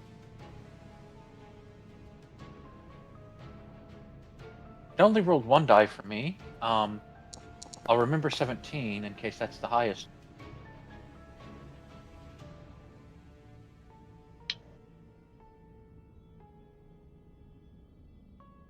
Do you have advantage on initiative? Barbarians, I'm pretty sure do by my. Let me double check on D&D Beyond. Decker. I think I'd remember Sunky having advantage on initiative. At least some types of barbarian do.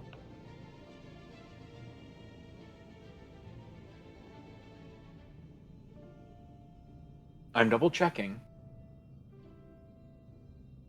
to make sure I'm not lying.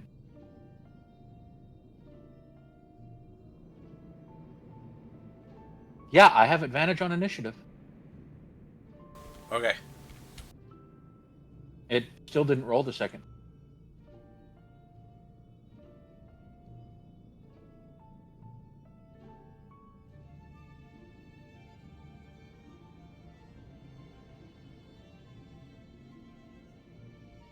Just roll 1d20 plus 3.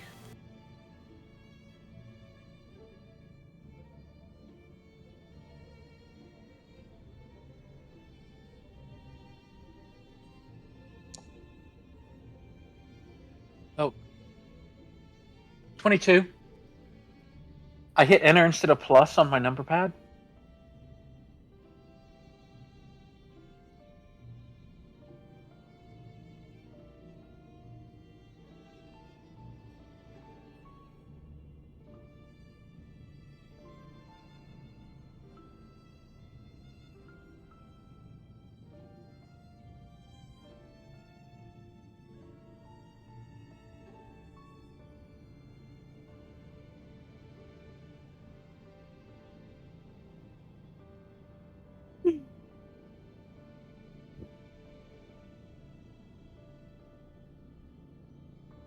Hi, Creole.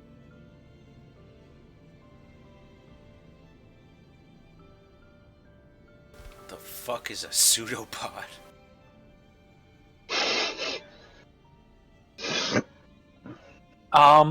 Pseudopods. Oh, I'll get you a picture of.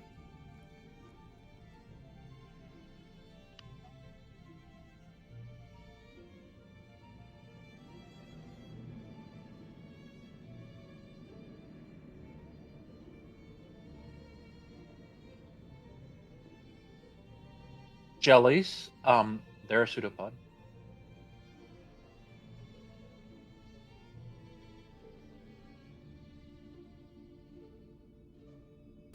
I wonder what the fuck it's...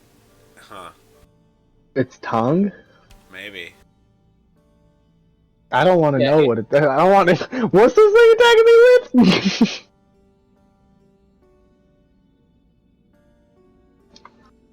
Gross.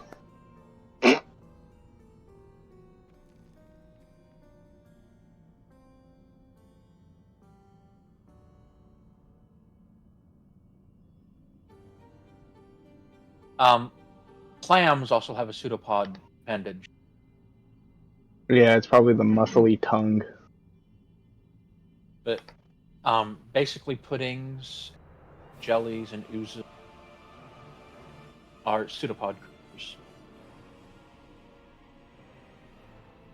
Alright, so as you watch Anakur attempt to open the tin of cookies, and it immediately, like, opens up as he attempts to open it, and instead of being cookies, there are a bunch of sharp needles in all sorts of directions. Two beady eyes lie under the tin in the black darkness, staring back at Onakur, and a long, flappy, velvety-looking tongue flops out of the tin. Inside looks like a mess of organy pincushion-looking, like, feature, as it attempts to bite Onakur and then slap it with its tongue. It misses him on both attempts. Uh, with that, we roll into initiative, and Miko will be up first. All right, so I'm gonna hit him with Hunter's Mark.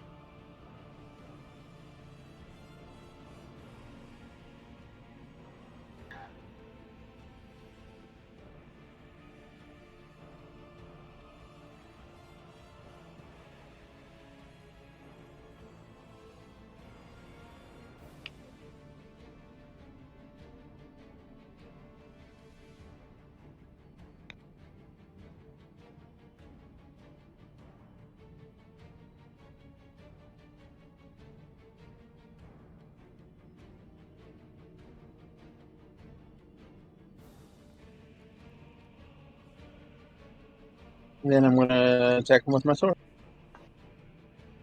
Alrighty.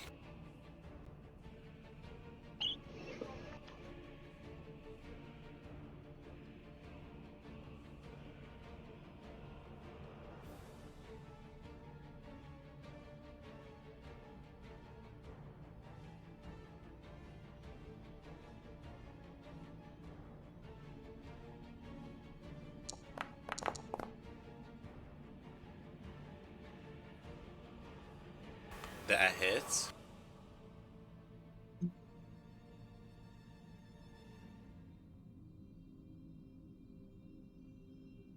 Make sure to get your extra force damage on there too.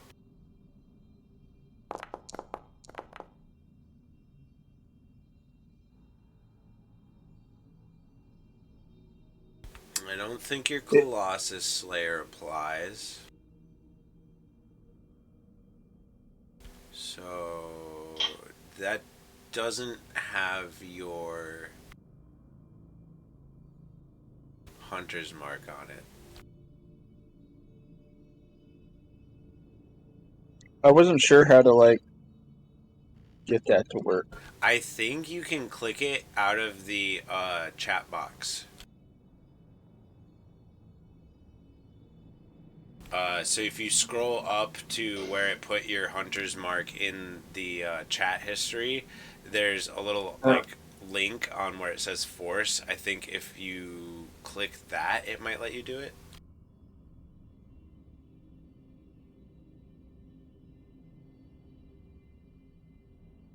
It might also. It's just it's just opening up and giving me a description of what force means. Oh, okay. Then type into the chat box /R space 1d6.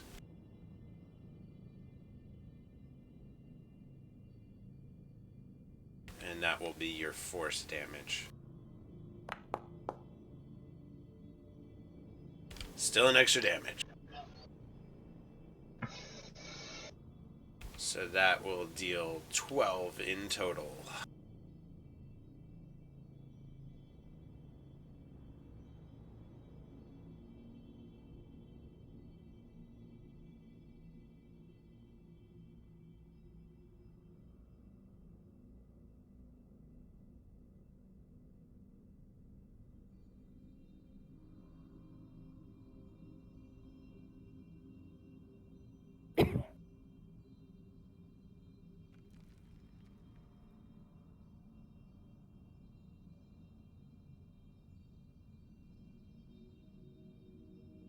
All right. Anything else you got for your turn, Mika?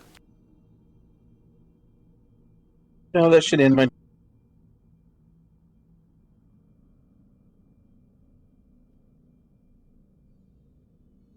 All right, Anakura, you're up. You got this evil tin of cookies attached to your hands.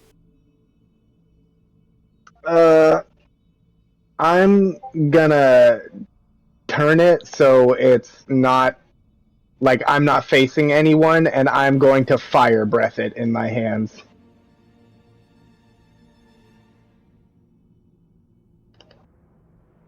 All right.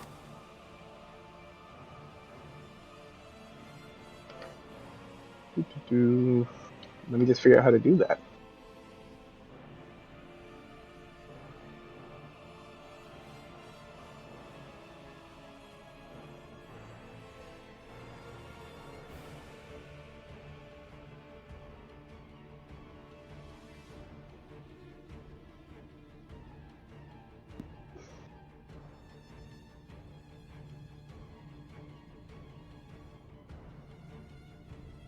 How would I do that? That is a good question. Just roll your fire breath weapon. It's a weapon? It should be, well, maybe in features. Alright, let me try features. Special features, there it is. Yep, species feature.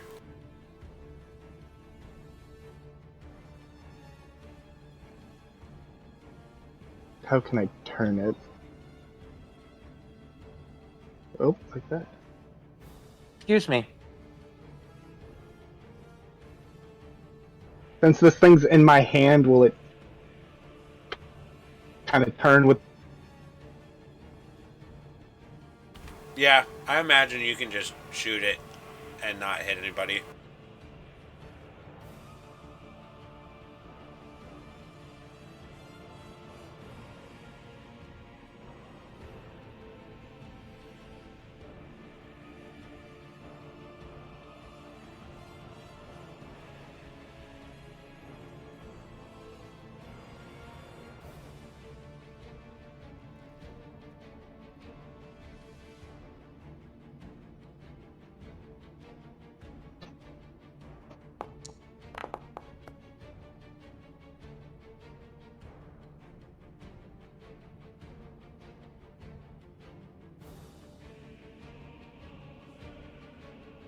Roll that dabblage.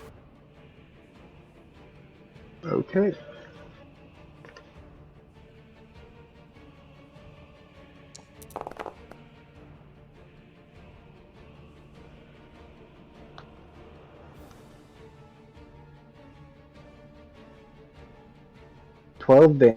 Damage.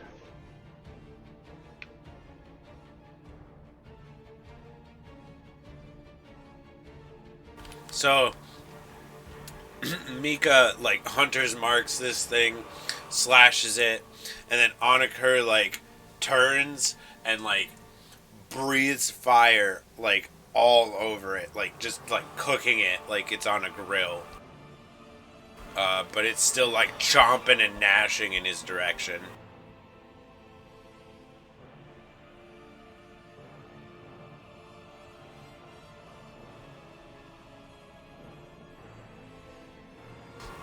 So, anything else for your turn, Androx? I cannot hear him. Or Anakur? Why'd I do that?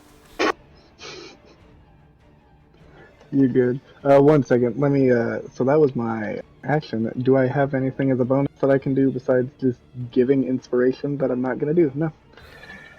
No, that'll be my turn. Just holding this charred little fuck, be like, you chose the wrong person to try to bite. I mean, to be fair, you chose him. I mean, I don't think there was a choice here. I think this was happening whether or not we wanted to. I mean, you could have ignored the cookies. Graveheart, you're up. Braveheart is going to, since the flail and the javelin and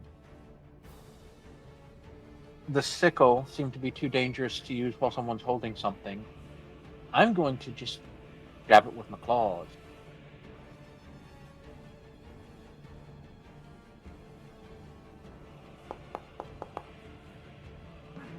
Or not.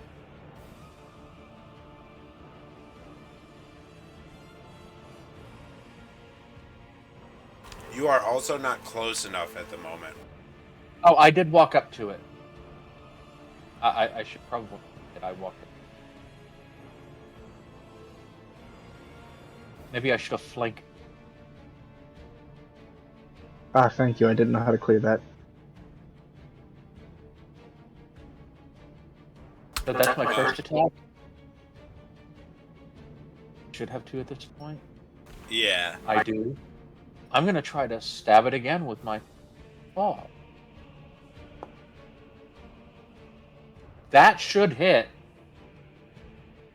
Okay, so you all watch as Graveheart comes up, and Graveheart, you go and pull out the guitar and like go to attack with it, and you swing, and the first attack misses, and you swing the second attack, and instead of the claw, it's the scythe.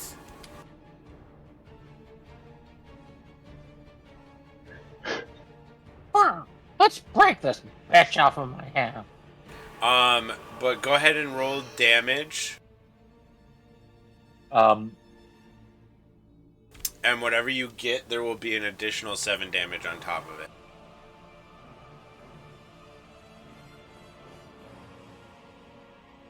do you want me to roll the guitar damage? Yeah?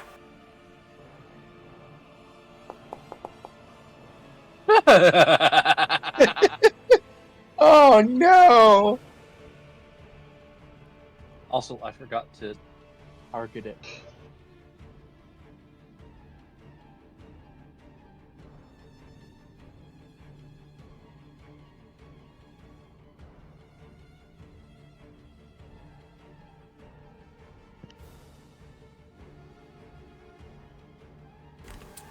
As your new scythe rakes across this thing, it leaves this like glowing red streak behind.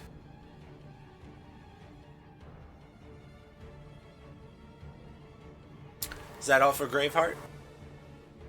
Other than choosing to rage, which I don't know that I need to do at this moment, yes.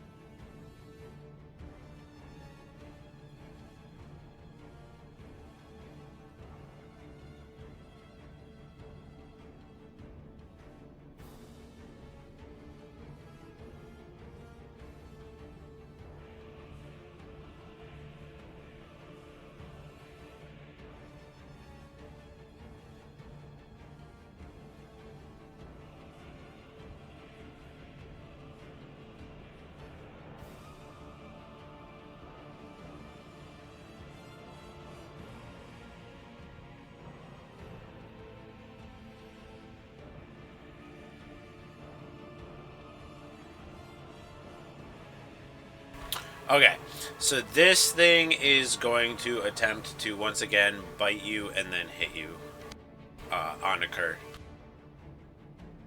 What's going on to Onakor? The thing in your hands is attempting once again to nibble on you and smack you with its tongue thing. Gross. Stop it. I'm gonna cutting words it. Knock it off! Knock it off, you little shit!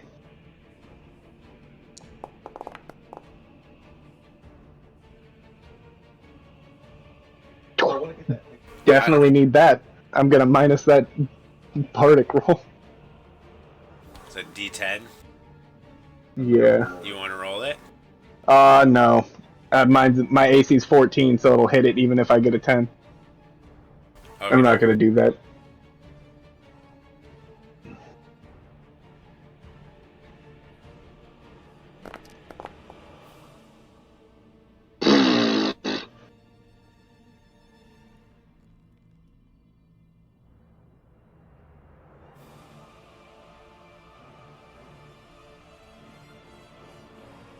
So yeah, all these fucking needles just like slam down on your fucking hand. and like Our blood. Tom and Jerry scream. Yeah, blood squirts in like all fucking directions as this happens. It's like the equivalent of shoving your hand blindly into a sewing kit.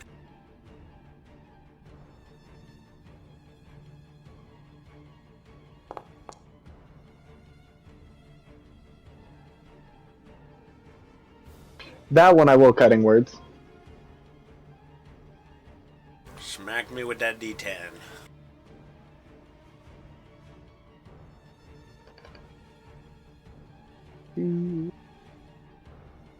It's my...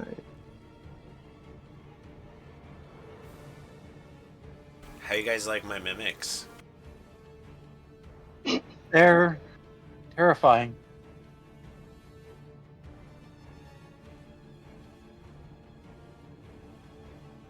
I like them. Damn it! Still hits me. A 14 hits you? Damn. My AC's 14. Alright, I'm a bard in barely armor. I need to get you some magical armor down the line, I guess. Yeah, I wasn't sure if my AC might have gone up when I had done the combination of mixing my armor with the actual like clothing that I had, but we had never talked about. I'll take a look over your sheets. We'll double check and make sure everything's on the up and up. But yeah, it like baps you in the face with its tongue again. I'm gonna look at it. What are we?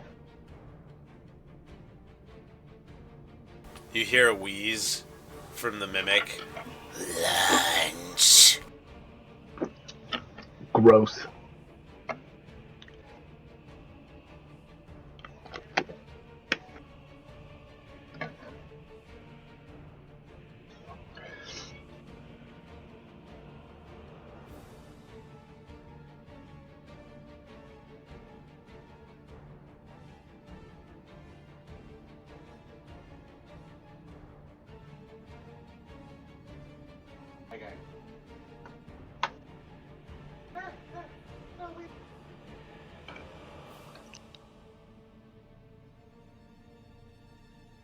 What the fuck is going on here? I have no idea.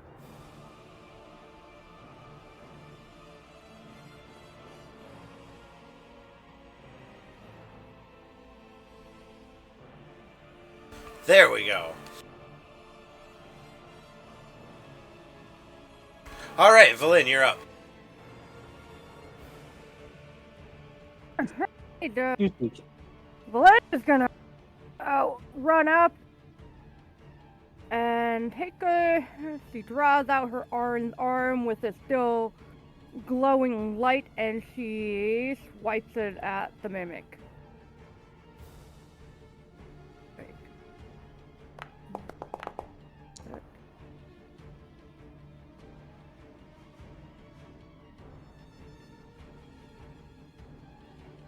Did I go through?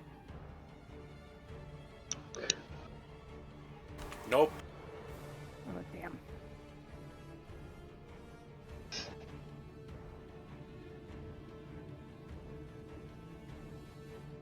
Sorry, ignore that.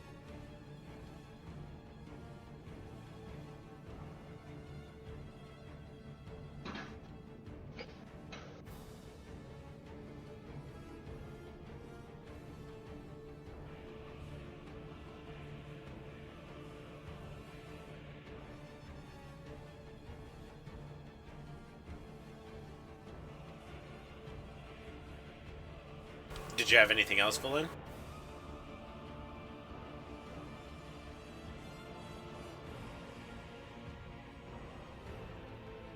Trying to look at bonus actions. I'm so used to. I'm sorry. I'm so used to D&D Beyond. I'm sure you have some sort of bonus action heal. Oh yeah, I know I did. Oh yeah. Where was it?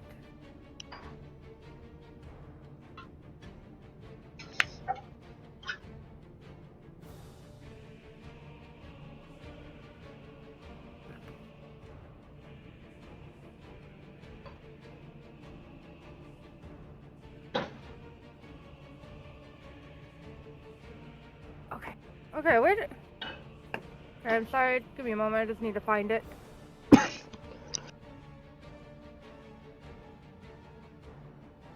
It'll be in spells. I just feel like if a mimic was in this area and it knew that the majority of the thing nearby was like a bunch of little mouse people that really like hobbit things, a tin of cookies is probably a good option. Yeah. Will cantrip. First level, second level.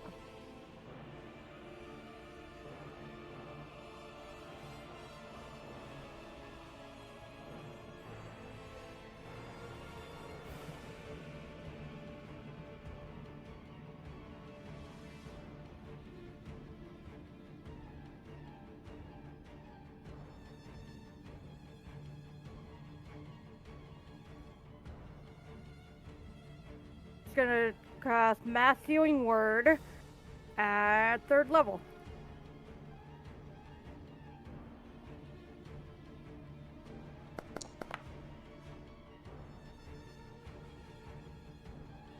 Everyone gets 6 HP. I mean, I think the only ones that were injured was Onaker. Yeah, you probably could just use your basic, like, healing word. The, like, level 1 spell.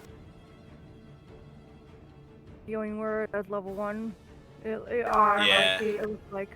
Here, I can refund the resource for you. I think.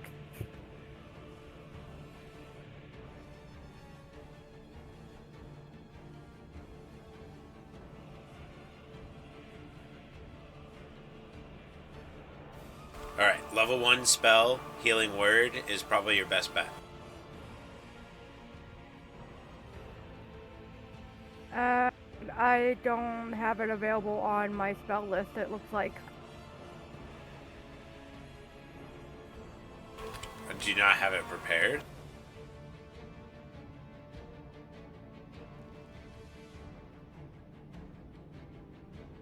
Fair. Could be.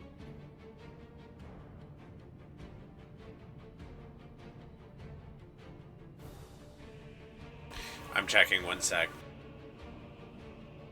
It's not anyone's fault.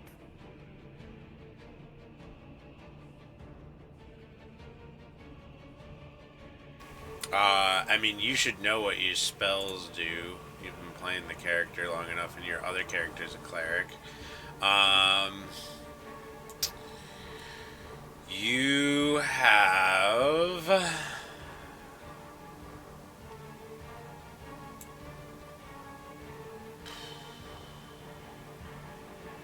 Yeah, you don't have it prepared.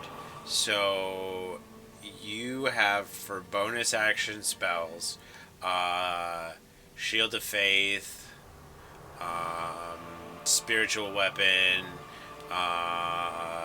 Mass Healing Word, and that's it.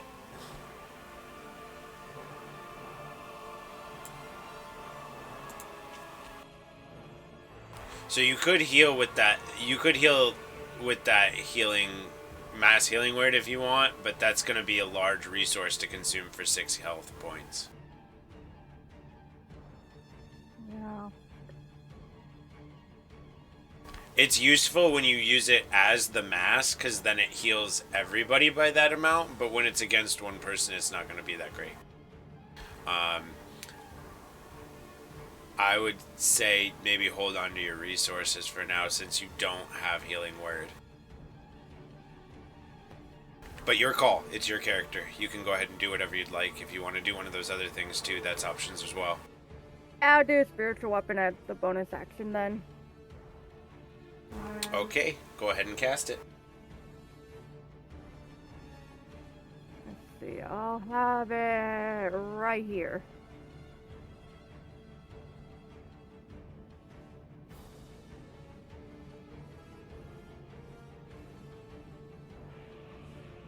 No, not that.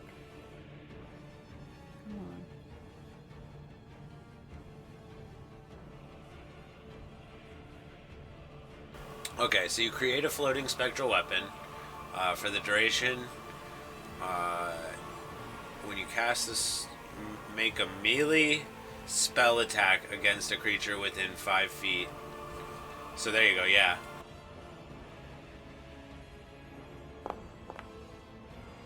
That definitely hits. Ooh, whoa.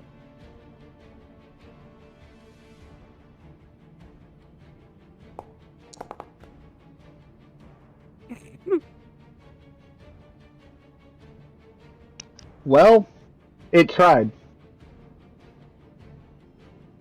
I tried A real little up in the hard. tribe. Okay. You don't. It says 1d8 plus your spellcasting modifier. You don't have anything for your spellcasting modifier? 4. So it'll be a 5.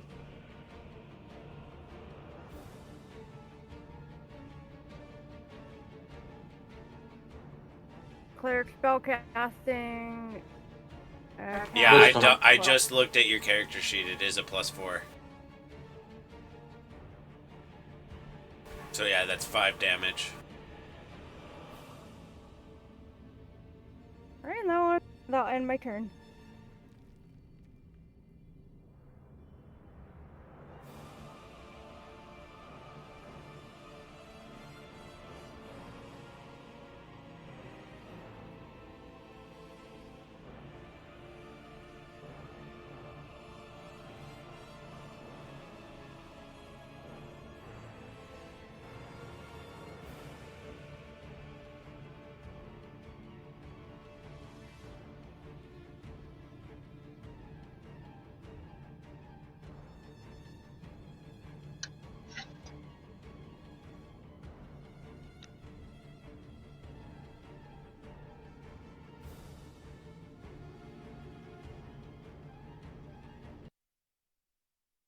Oop.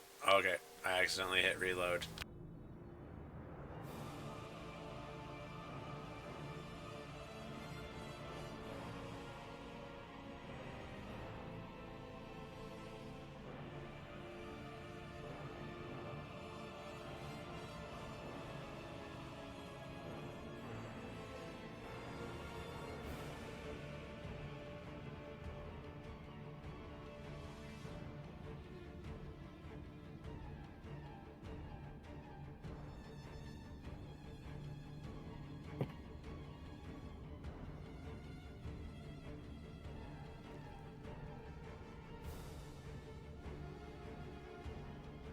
Alright, we've come back around, and it is Mika's turn again. Well, I will do the same thing.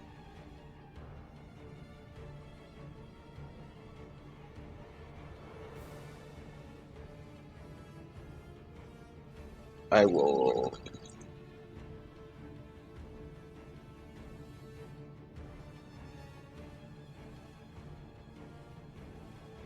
That definitely hits.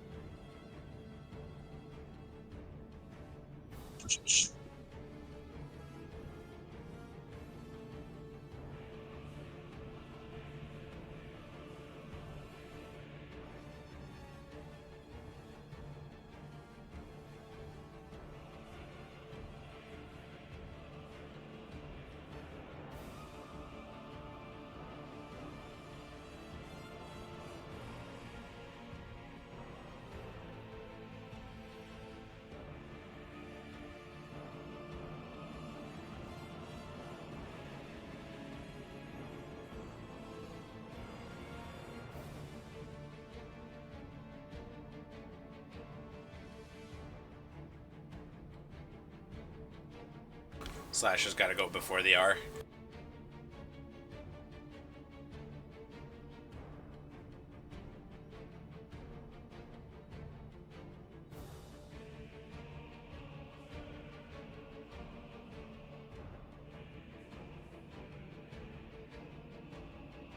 Also, I believe it's isn't it a D8? Nope, you're right, a D6. But yeah, that's 5 more damage plus 8, so that's 13 damage.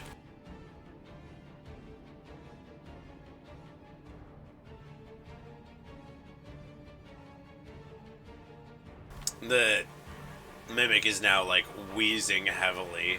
I'm gonna check something real quick though with Mika.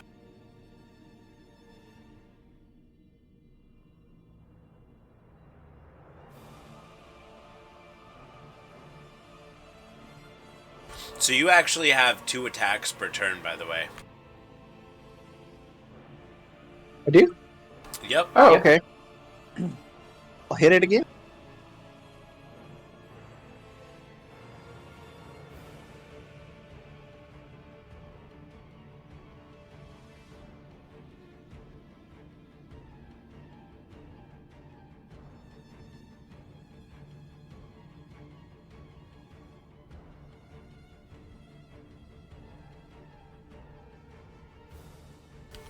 That will hit.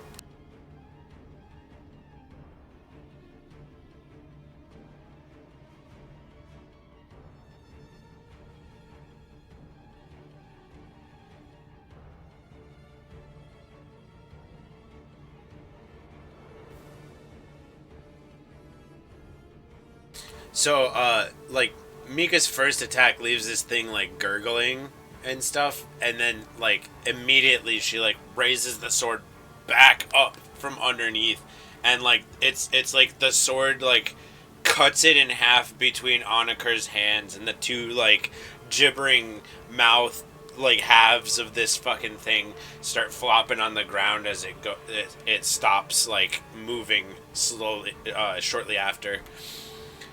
And that mimic is taken care of. So it's no longer stuck to my hands.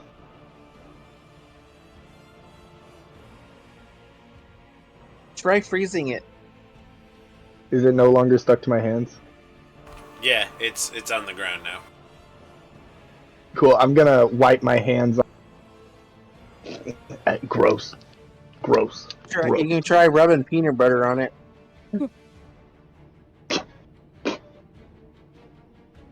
Do you have a jar of peanut? I don't. That might have been fortunate. Maybe I'll keep a lookout for it the next time I'm in a sticky situation. Plus dead. I like that. Plus dead. It'll get you out of a real jam. Ha! Nice. You're a weird one. Alright, so did Mika want to move at all?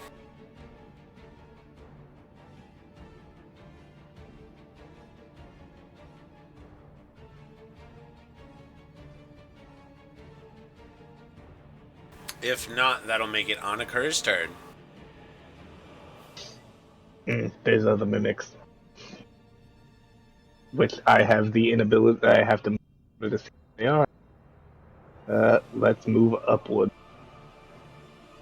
Let me get my measurement tool out.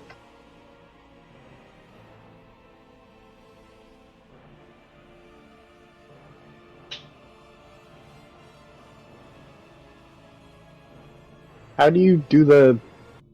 jeez. I need to relearn how to do things.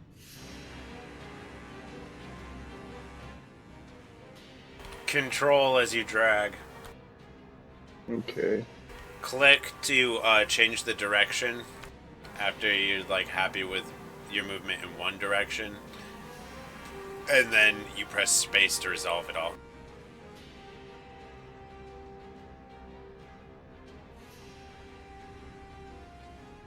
What is this?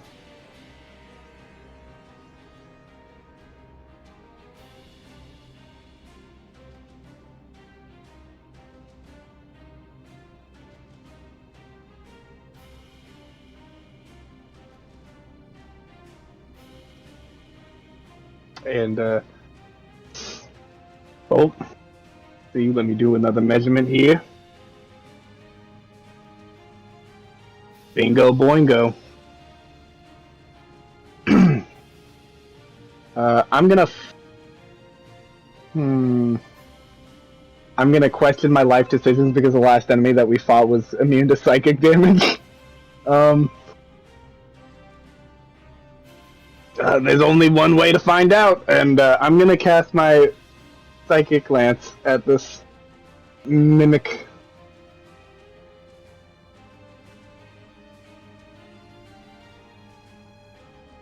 Okay, so I click on the mimic yep, there we go. Hover over it.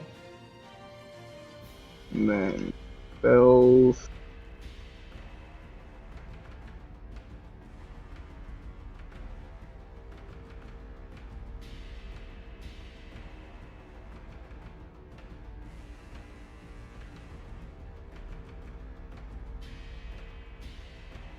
Do I have to click the DC 5 intelligence saving throw thing?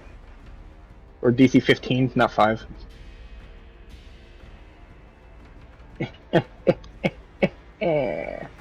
No, but you get to roll Damage the time. damage.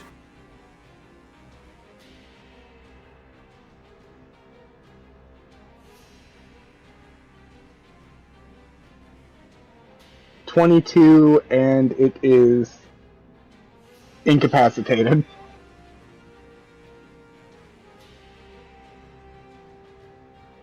Do I have an animation for that?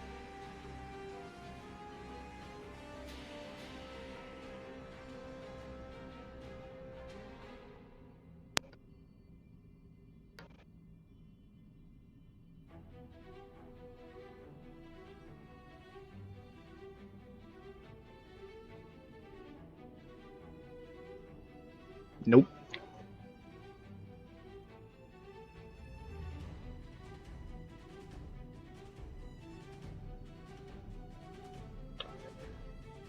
And as a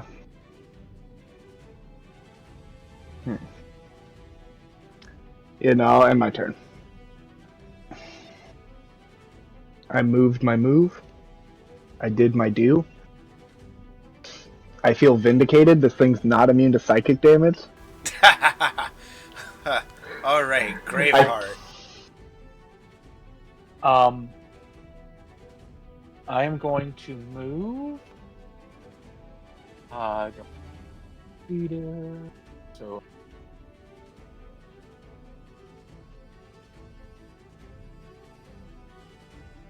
I can move 40 foot.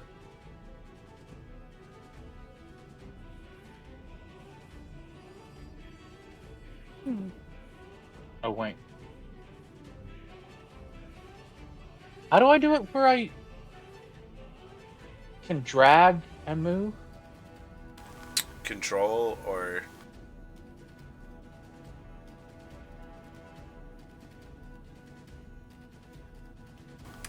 Like you hold control when you grab your character and then drag it? Oh, okay, yeah. I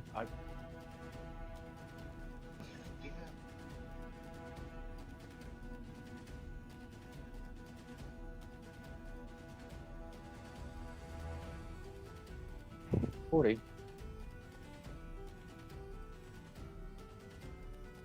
You can fly, can't you? Yes, but I don't remember. My fly speed is the same. Let me check. If it is, I'll go back to where I was.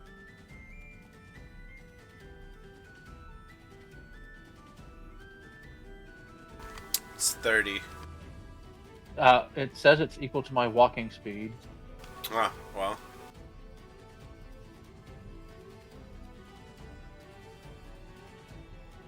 So I will... Here? Also worth noting that Graveheart has Eagle Totem, so you can dash as a bonus action. Yep.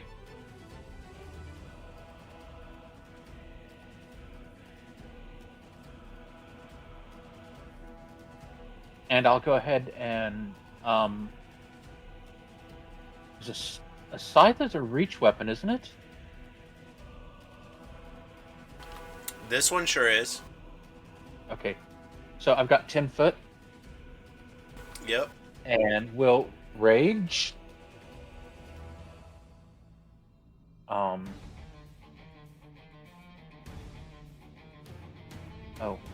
god. I can just double click.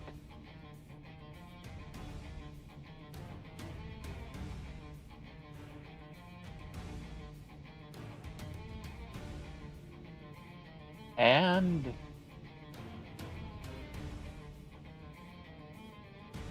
since I have to anyway,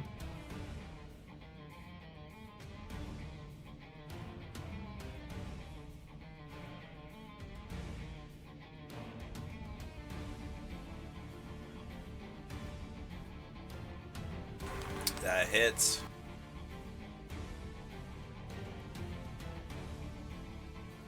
I'll remember to actually target this time.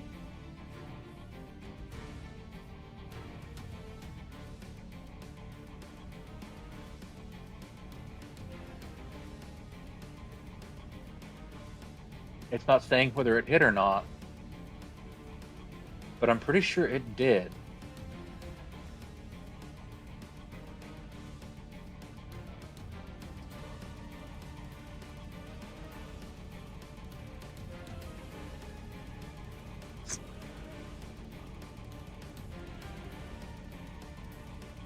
And then I have nothing else I can do since I raged an attack.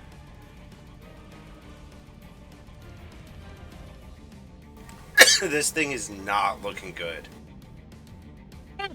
That bitch. Good hit, Birdman.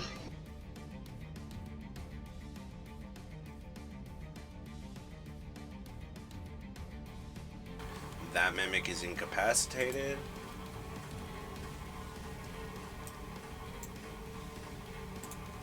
I love how you can also just hover over certain keywords and it gives you what it is.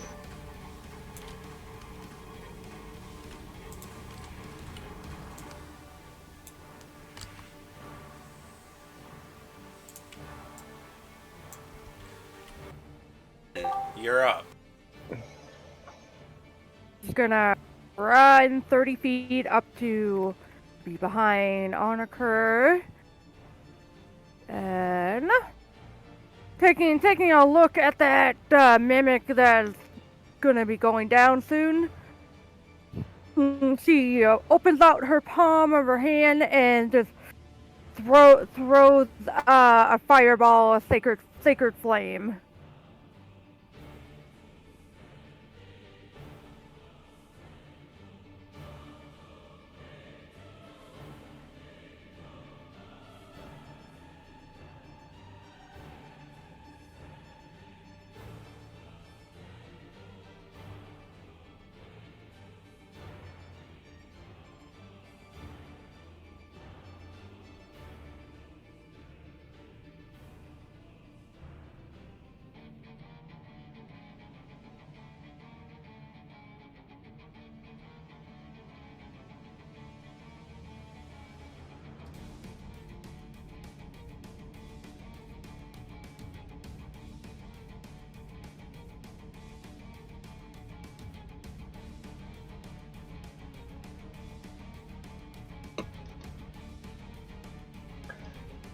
You watch as this just ray of light like surges up from the earth and like engulfs the entire image of this like mimic in front of you all. And as the like light recedes back underground, the mimic's form lies limp, dead in front of you all. And now on my turn.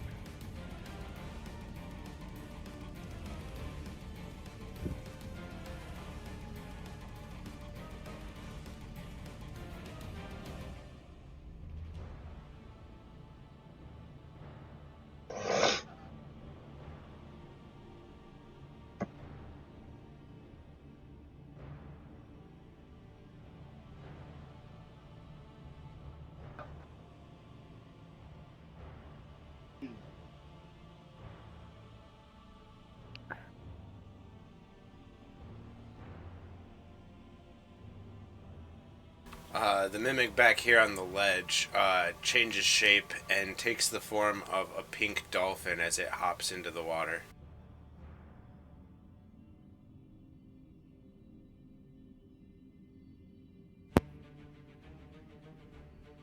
Why, Rose? Why?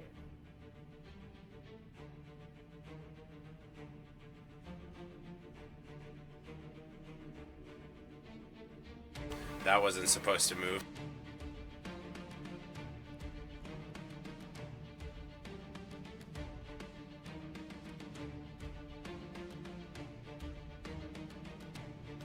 She asks why.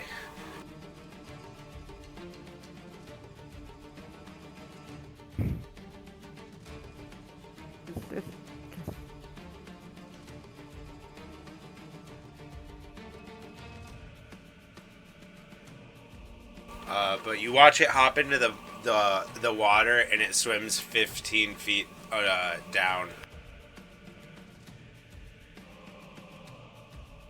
Kind of like hard to see down there for anyone keeping eyes on it.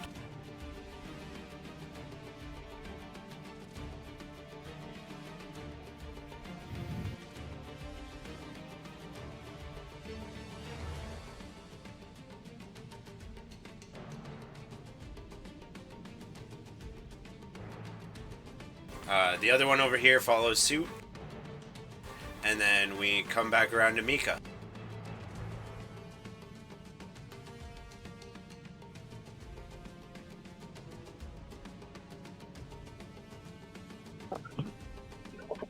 Hello. Hello? So my computer's gone crazy on me. I'm gonna have to restart it.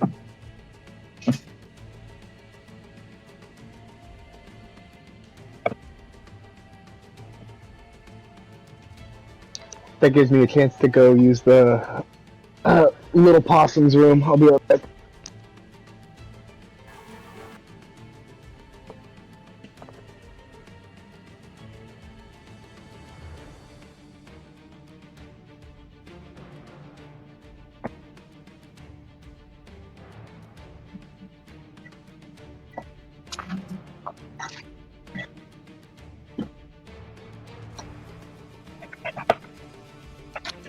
Would I be able to hit any of them with my bow, or would I just hit those crystals?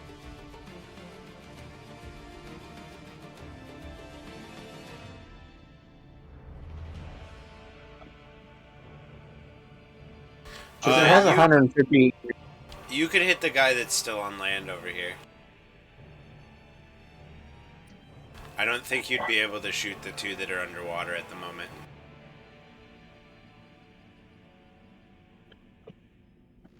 Alright, so I'm gonna shoot that target. And you're putting your hunter's mark on it? Yes.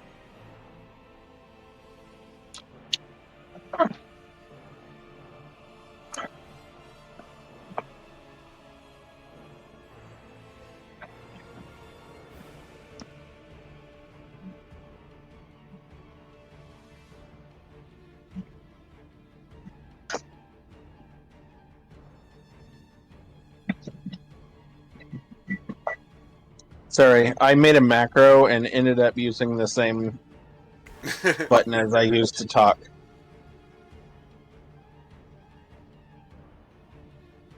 You sound like me.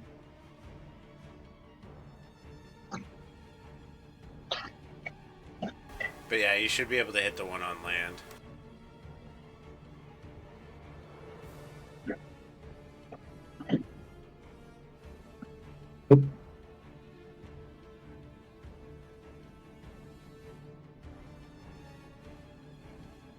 That's weird. I have They returned. just straight up started loading into the game without me even having the zero tier open.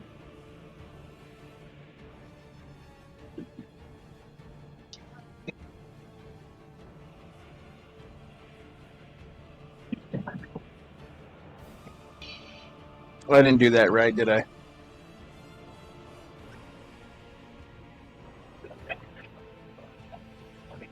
No, that was right. You rolled your attack, 21 hits, and then you can roll damage now.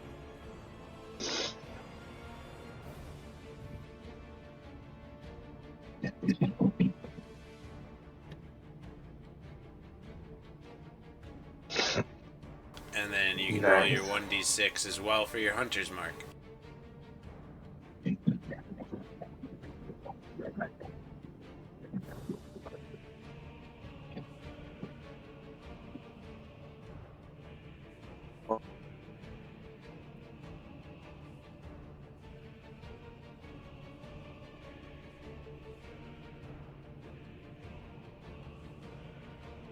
Very nice. Is that it for Mika? Yep, that'll be. Onaker. Alright, so I just saw mimics jump into the water. Yeah, they changed shape into pink dolphins and then hopped into the water. And then swam down. And Mika just took a shot at which one? I wasn't here for that. The one that is still on land. It's by the green It's crystal. still on. Okay, cool. I've got it.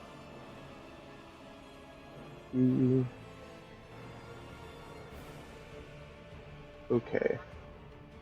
Now I gotta move back.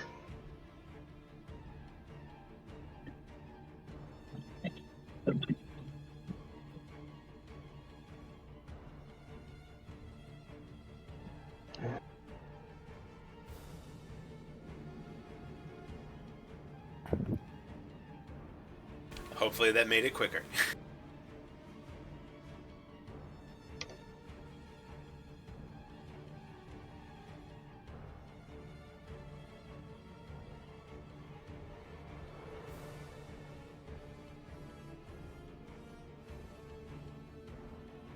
Okay, I can only move another 10 feet.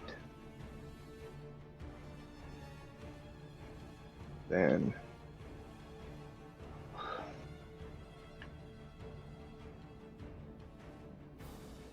I'm 60 feet away. Let me.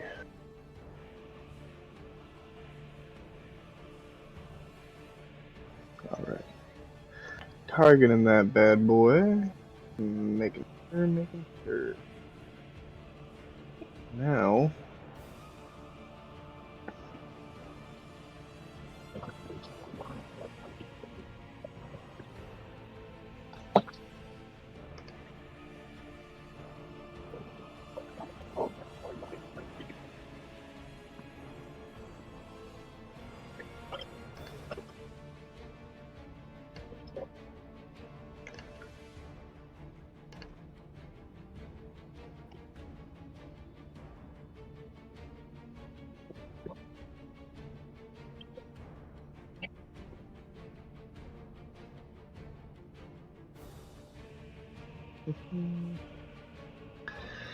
I am going to cast Phantasmal Kill.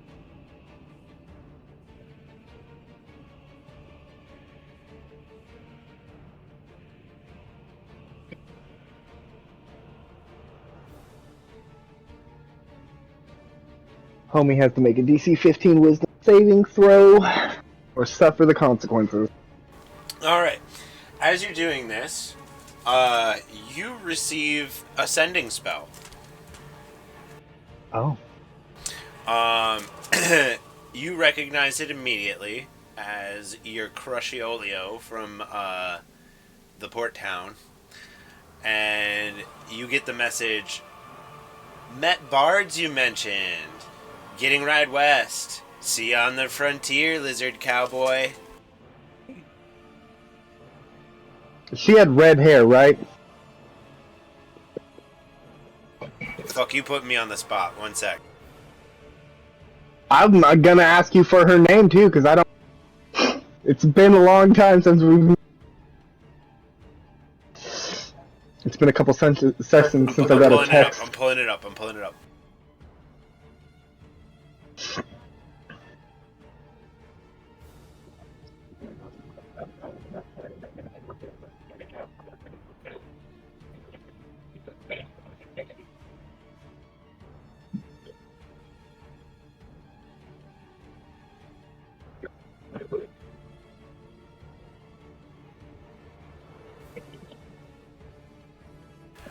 Bay Heartfall. Bay Heartfall. And if I remember correctly, she had red hair. Correct. Alright. I'll message back. I'll just send a quick sending back. I'll see you there, my desert road.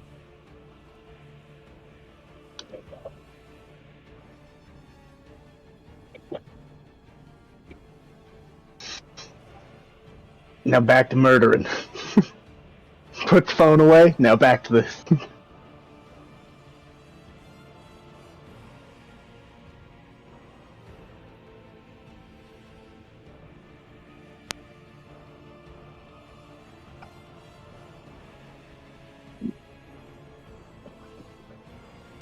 Boom, got it.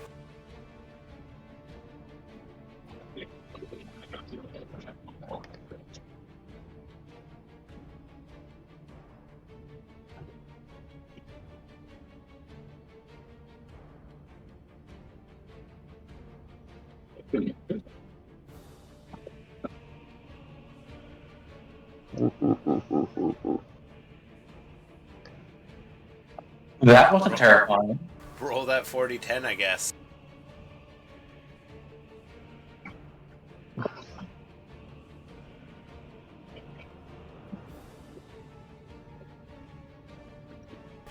Yeah, you smack this thing and it like coughs up a wad of blood in response to the damage. I don't know what this thing's afraid of, but that's what it sees deal damage to it. Yeah, there's a sound of like pure horror that comes from it as well.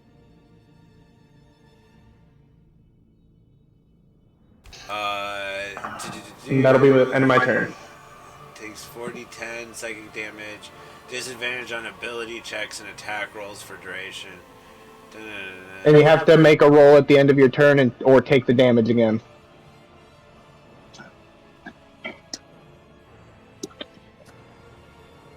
Alright, well that makes it Graveheart. I am going to move up to it since I can do a bonus action dash. And it's going to regret waking up this morning.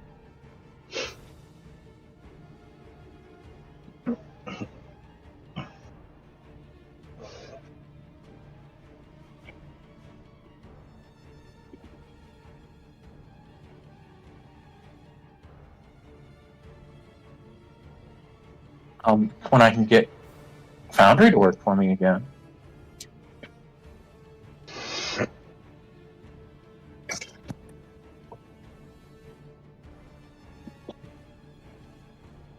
And I am still raging. Should be. That hits. Remember to target. Oh, yeah.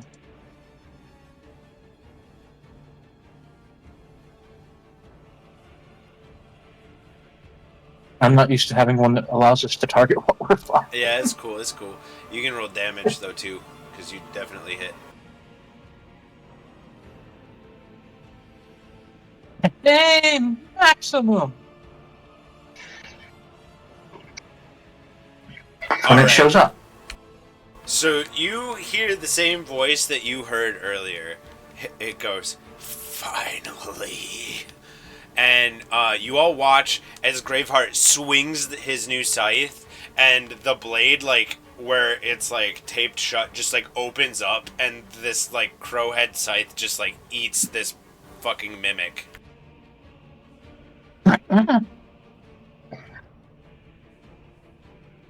And then returns to what it looked like previously. But the red gem seems to grow a little, like, glow a little brighter.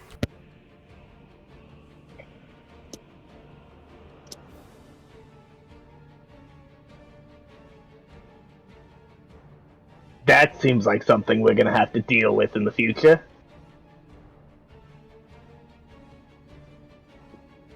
Did you have anything else you wanted to do, Graveheart? There's not really anything else to do.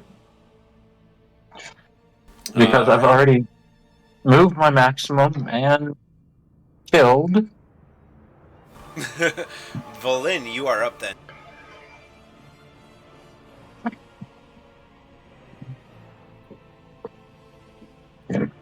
Alright, yeah. Belinda's gonna use her full action to go 60 feet.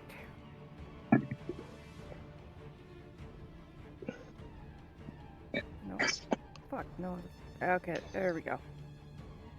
15, 30.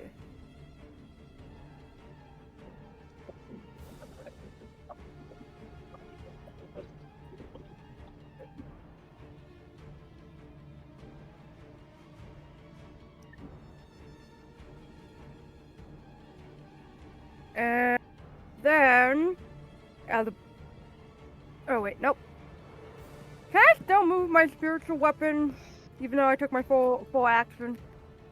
You used your action to dash, Mm-hmm. and you used your movement. You still have a bonus action.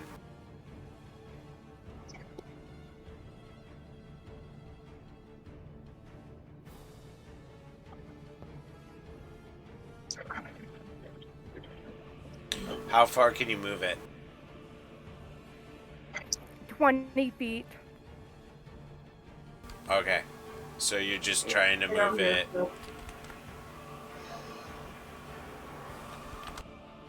Show me where you want it to go.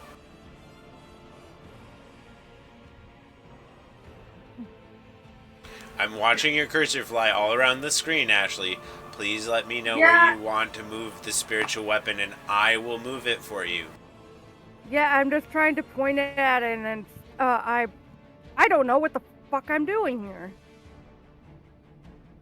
I don't know why I'm not trying to move that. Okay, stop. Just stop flailing and point out with a ping by holding down on the map where you want me to move your spiritual weapon. Right here.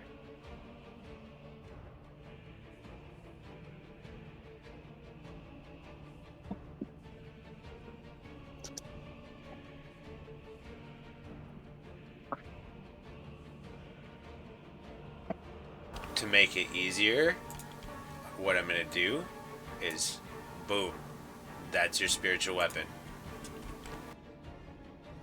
Okay?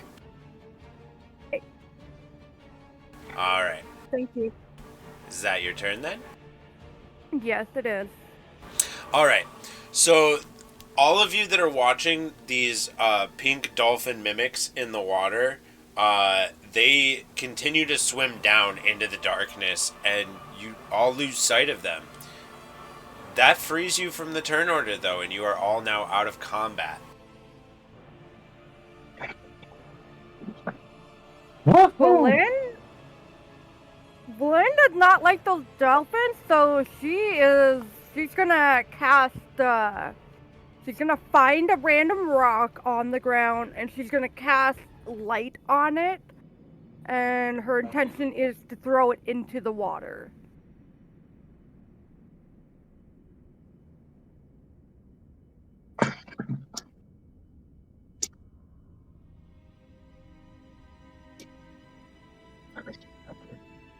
Okay. You cast light on a rock, and you throw it in the water where you watched the two dolphin-shaped mimics swim down into the abyss, and you watch as the rocks fall, and fall, and fall, and fall, and then your light disappears into the darkness. Anakora's gonna shudder. Okay, so it's deep enough where light won't be able to reach anymore. Okay, that's fun. So those dolphins are up to something. I think it might be a good idea if we stay far away from the coastline as possible. What do you guys say? I tend to avoid water at any chance I get now. Huh? I tend to avoid water at any opportunity I have now. I think they're at mine.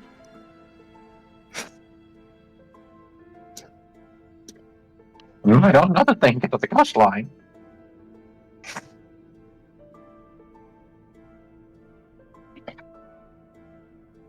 Let's get out of here while the getting's good. I am standing like a next to plan. color crystal. To And it's shiny. what was that? I'm standing next to a new color of crystal and it's shiny. Yeah, you gonna pick up some chunks off the floor? Well, first I reach out and try to grab one of the big crystals. All right. How rough are you grabbing it? Like, as good as I can to try to break it off. Oh, you're gonna try and break it off immediately, or are you like? Because I Well, assume first that. I'll just touch it. First I'll Okay. just touch it and see what it does to me. Okay. How lightly are you touching it? Like you would any typical gemstone to see how it feels. All right. So you sort of slowly wrap your hand around one of the crystals, and it doesn't do anything.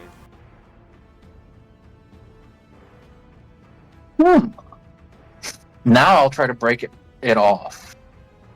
All right. As you begin to apply pressure to a piece, it starts to kick up air.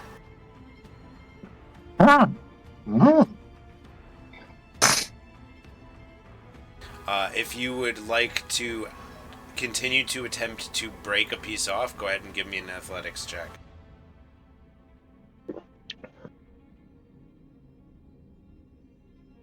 Son of a bitch. All right. Everybody needs to give me a dexterity save. Oh, this is pain.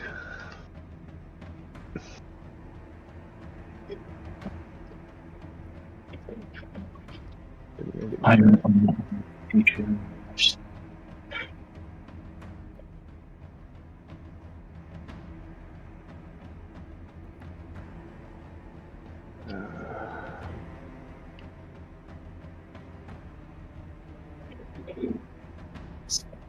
Oops. I apologize.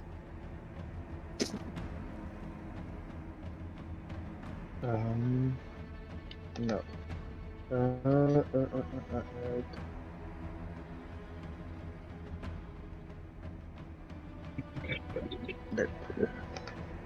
Yes. Normal.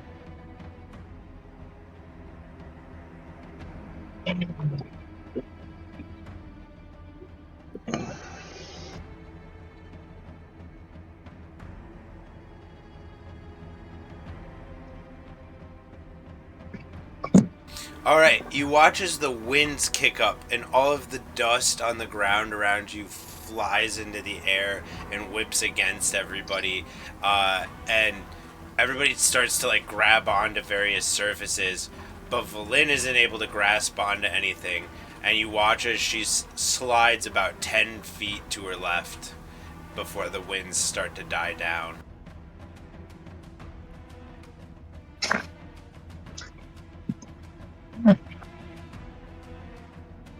Question: does it smell?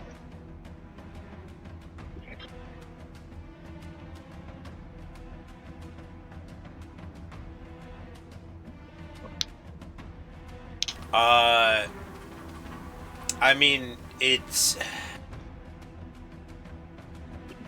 there's there's a minerally smell from the dust and dirt kicked up into the air. Yeah, I get it. Like old coal mine or old mine shaft smell. Yeah, there's some volcanic earth scent going on. Sulfur. Yeah. Okay. And I'm also seeing that Valin slid that way. I'm gonna put an arm out to make sure that Valin doesn't go off the side. Whoa there.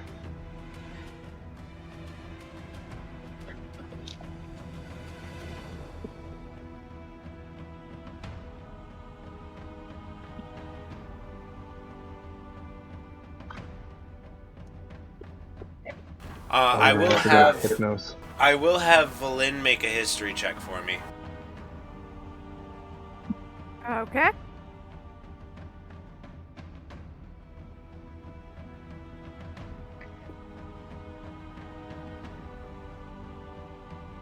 Yeah, you don't know nothing about no green crystals, no how. You don't know nothing about nothing, no how. So, if I can still find any of the smaller ones on the ground as we're going through the cave, I will grab them because, ooh, fun weapon. All right, go ahead and give me a survival check real quick.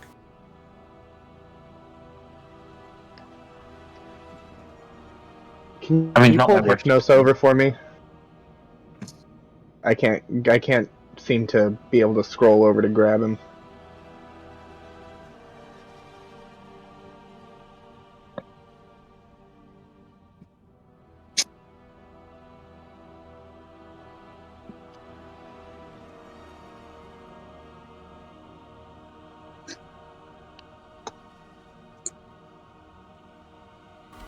You're able to find Thank you. five pieces of the green crystal. Awesome.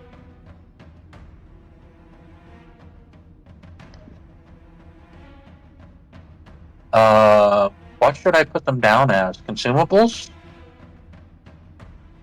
Are you gonna eat the rocks? Things that they disappear as you use them up. Yeah, you can go ahead and put green crystal in there if you'd like. Because I assume you intend to use them like a weapon, so.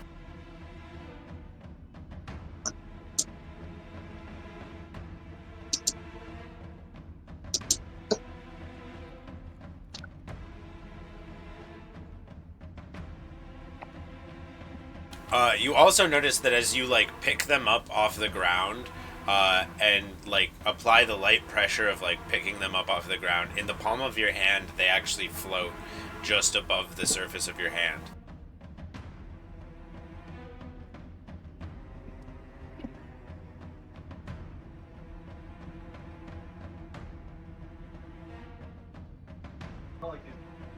Awesome. He's like the only fan.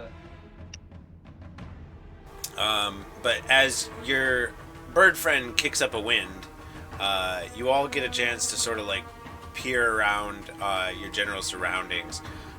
It seems to the west is probably the direction you're all trying to head, although it looks like to the north there is a small cavern.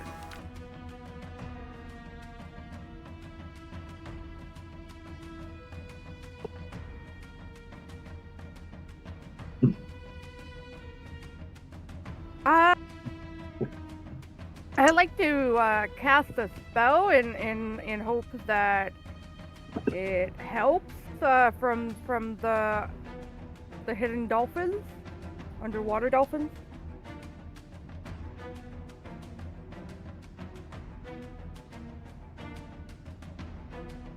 Is that okay? Yeah. What?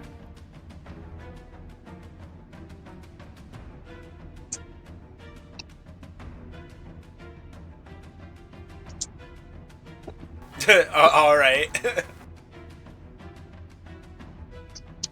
Because, let's see, 15 feet for duration, which means everybody, all my friends should be able to get it. So imagine your like spirit guardians are like little forest spirits now, you know, and does anybody else have anything that they want to do before you move on, or did you, also which direction do you want to go in? I mean, I'm thinking check the cave. Or I'll go, there's a cave. Let's check it. I'll follow pretty much wherever anybody else goes. I will skirt around to the purple crystal as well as possible, since I know it bites. Can I also find like a loose green crystal and pick it up as well? Yeah, I'm sure you're easily able to find one if you spend the time while Graveheart's doing it.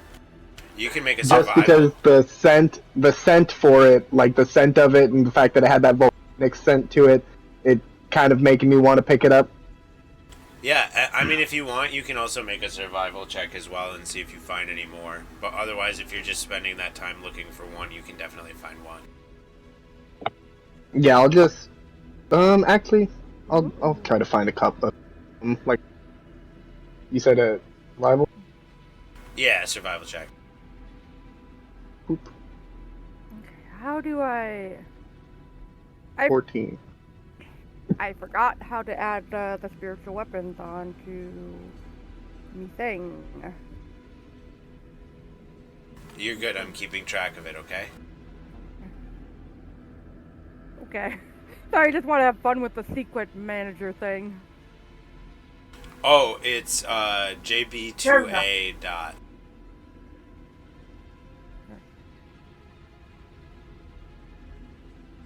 And I think you can set it up to be permanent and follow your token, but I'm not quite sure how you do that, so feel free to play around with that. I will. On, I'm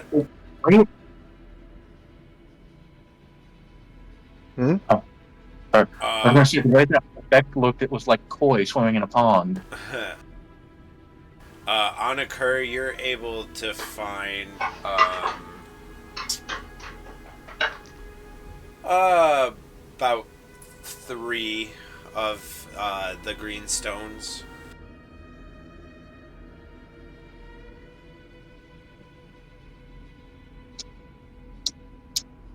And I'm going to assume the red well, I'm not going to assume. The red crystal probably catches my eye as we're getting up here.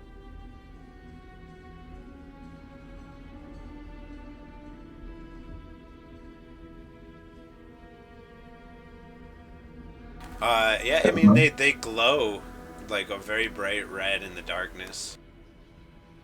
I'll walk up and do my usual check of touch it. Constitution save. If you normally get an advantage on this Constitution save, you will not. Oh, this is going to be fun. I figured at some point one of them was going to bite again. Do we all have to hit it? Nope, just Graveheart.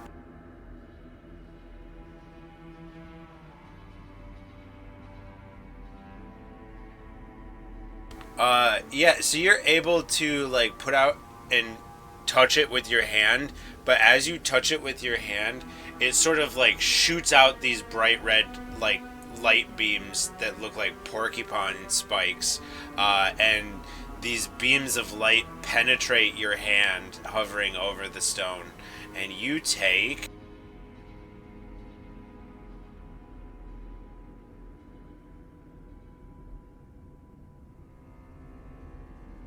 You take 2 damage, piercing.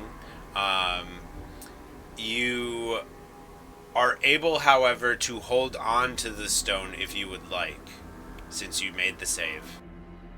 No. So yeah, it's like these spikes like fly through your hand, and you immediately like pull away, like fuck. I'll stab. Crystals equal bad. Not all of them. I was Just going to don't touch them, them. and they'll be okay.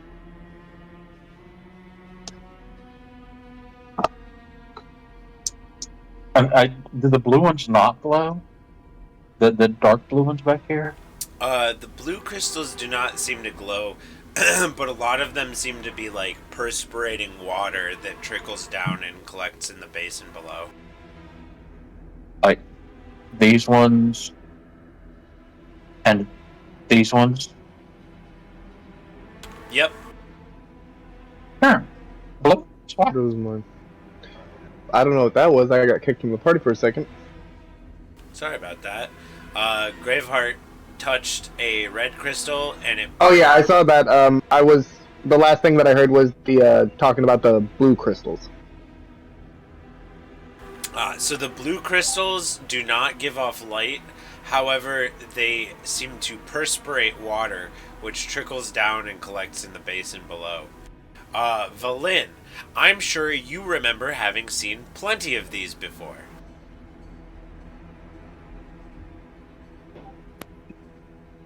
some of these crystals are similar to the ones that were in the cave that we got Buddy from. You want to grab a couple for Buddy? Sure. If you guys if you guys want to help too, that'll be appreciated. Yeah, I'll try to wrench a nice-sized one.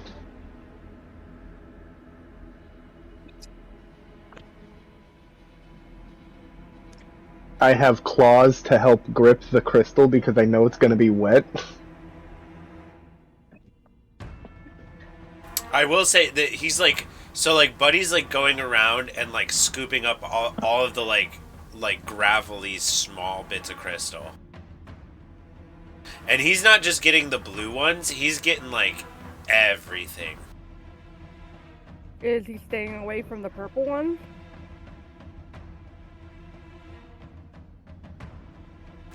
Have you been paying attention?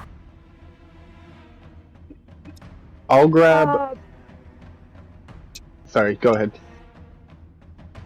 I don't know, have I? I don't know if I have. Oh, yes, she has. She's been trying to keep an eye on what he is consuming because she doesn't know very much about his addiction to crystal eating. He doesn't seem to be paying attention to what he's getting in there. He's just getting everything. Maybe he has like a natural symbiotic defense system, like how clownfish can swim in an anemone without taking any AoE damage. It could be. As she said that, Flynn is going to use a full dash to get across the bridge.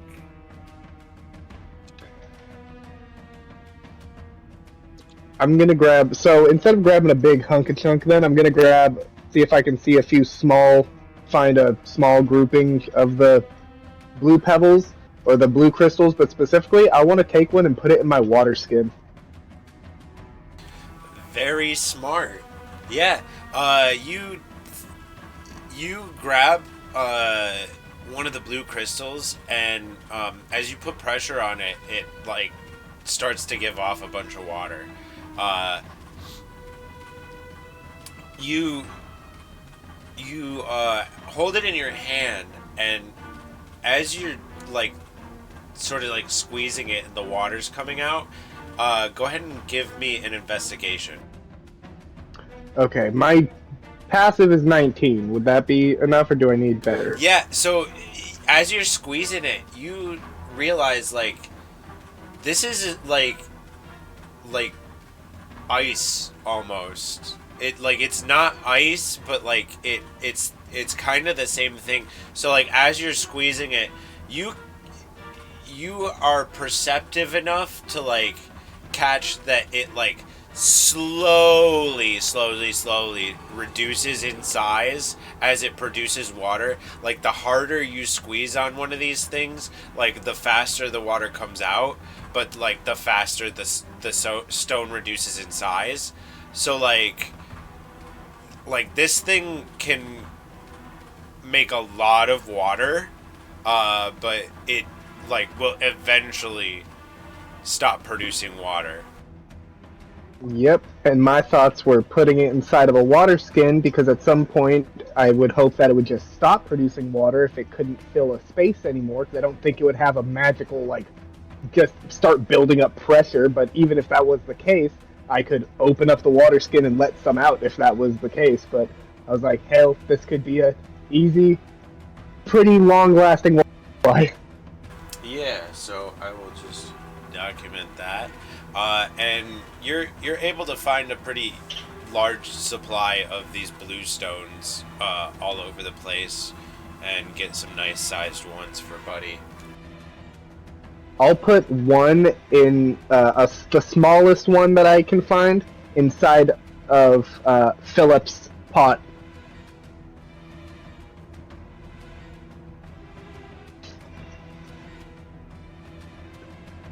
Pot of nearly ever flowing water. with a dandelion. I want to get really excited and try to do the same thing if I.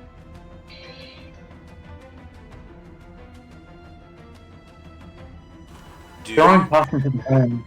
Alex, and also, these crystals appear to have a similar quality to ice. Uh, they'll reduce in size over time as they produce their water, and it seems like the more pressure you put on it, the faster that reaction comes. But my thought process was to put one of these in my water skin and have a semi-unlimited supply of water, at least for the time being. Ah, sounds like a More good idea. tea. I'll grab 2 and throw them in my water skin. What is caution? But an enemy of adventure. Yeah, so everybody who's doing that, you're able to easily like collect up a couple of small blue crystals and plop them into your water skin. And to anyone who's trying to drink the water at all, it's like some of the most pure, like clean tasting mineral water you've ever had. Now that's high quality H2O. This is from a glacier in Alaska. It was blessed by a Cherokee medicine, by an Eskimo medicine woman. As everyone is picking up crystals, Valen would like to pick up crystals from each different color she sees, because she wants to see if there's like some type of use they could benefit for the church that she's building. Well, the red one's stabby. And the purple one bites. The green one farts. Yeah, Wait, peach that's water. how. I just want to confirm that's how each one of them are. Yeah, I mean, Graveheart's been testing them. Yeah, he's been a very, very willing, very willing participant. And I don't mean that at all in like sarcasm. He's literally willingly been doing this. Walking up and grabbing some. I mean, if Valin's memory was better, she might remember having run into some of these before.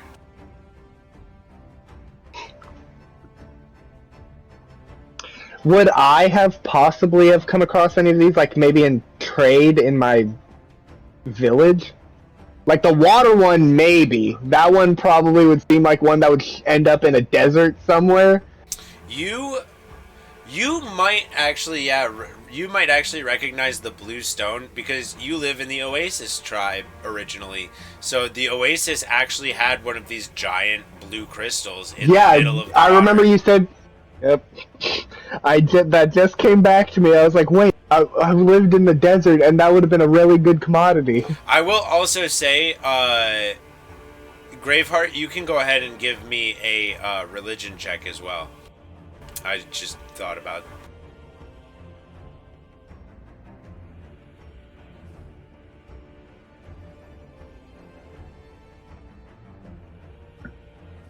This will be fun.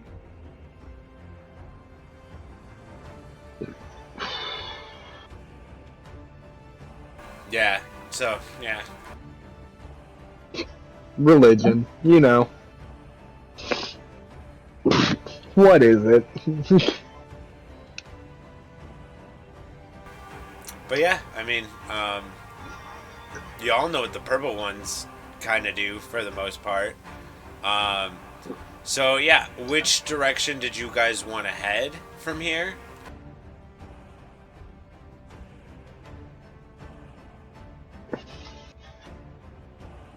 There's a small little, like... The cave? Yeah, like, there's a small cave up to the north. It's got, like, sort of a low-hanging ceiling. Probably about, like, 15 by 15 feet.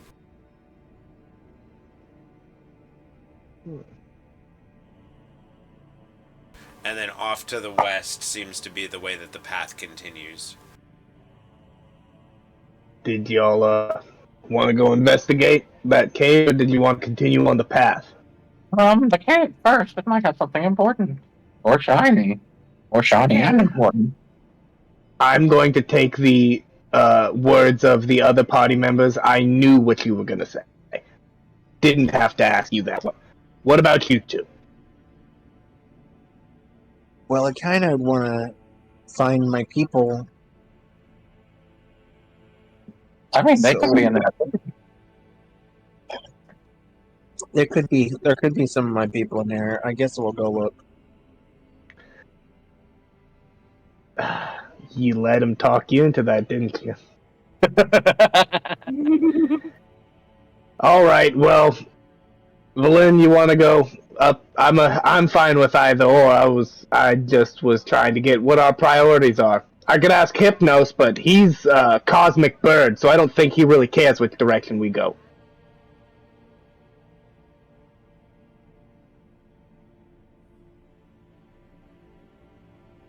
Is he the word?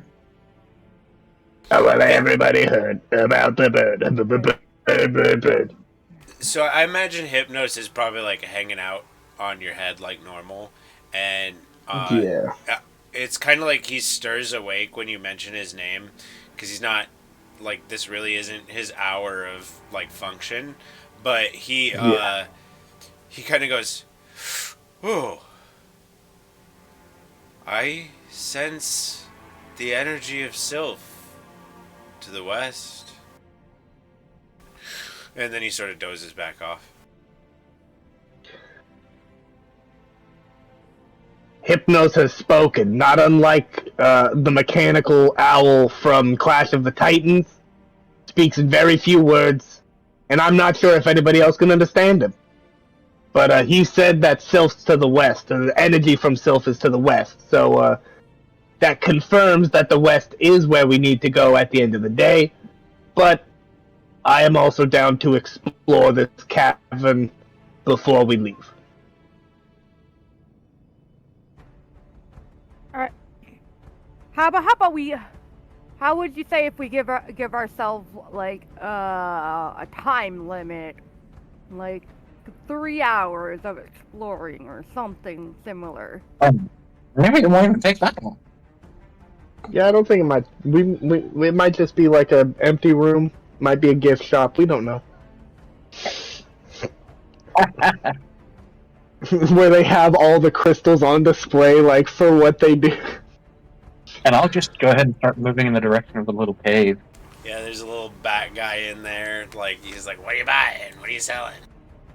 So I assume Graveheart is taking the lead. Yeah, The loot goblin. Graveheart, as you start to approach the cave, go ahead and give me perception.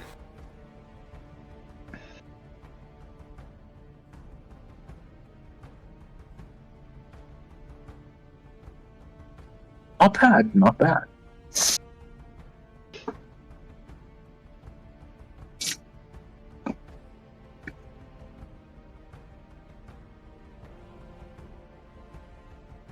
All right, Graveheart, you are able to see it as you get closer, and I assume that Mika's right behind you. So she's probably able to spot it too. But there's a nest inside of this cave, and there are some pretty big eggs, like Mika-sized at least. That's a mess. They're big eggs. Definitely not my people's size. I mean, And make a really good breakfast. yes, and its mother might make a really good pillar. But I don't know about that. Eggs usually mean danger. eggs mean a lot of things. In this unless instance, it's it abandoned. feels more like danger. Maybe they're rotten.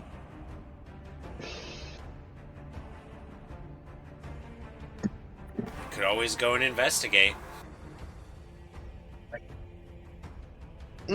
But I mean, has anybody seen the movie Alien? I will. There's no room for caution in my life. I go to investigate. Okay. I'm gonna have. I have harp at the ready. Fingers at the ready. Straight up my character flaw. Anyone who goes to investigate the nest, go ahead and give me an investigation check. Okay, my investigation passively is 19. Are you following him in there? Oh yeah, I'm not gonna let them go by themselves. I'm the support. All right, so the ceiling I hangs low here, just so you know. Okay. I'm guessing I didn't find shit. My dragons. I'm like on my tippy toes looking around, but I don't want to get that close. All right, you all walk into this space, and it becomes clear it's the nesting grounds of something. Valin is the one who spots it. There's some sort of print in the softer ground. If somebody wanted to, they could attempt to identify the print with a survival check. Does she point it out to us? I also sorry. Go ahead. I also would have seen it because my passive's 19.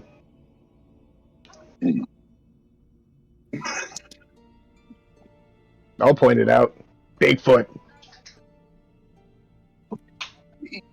That's a good number.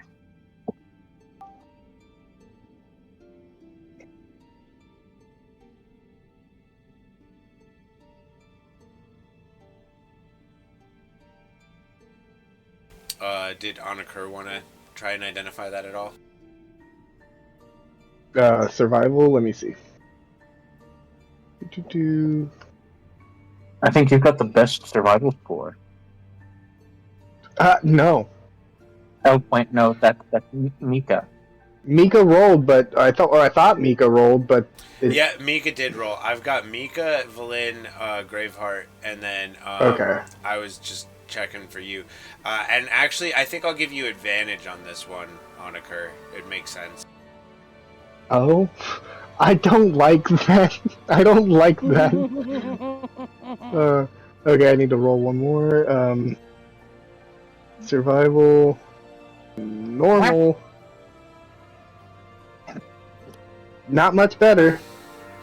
Well, 2 of the 4 of you recognize this. I'd say, Mika, you recognize it from some books that you read in a distant past.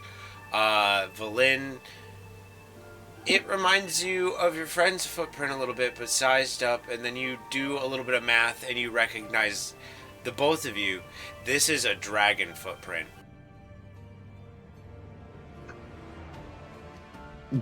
Wait, since I investigated the eggs, would I have been able to see? Oh wait, I didn't identify what type of eggs they were. Never mind.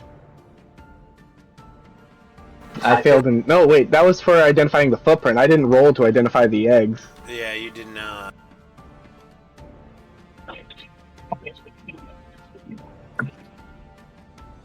Roll for egg. God, this game hates me.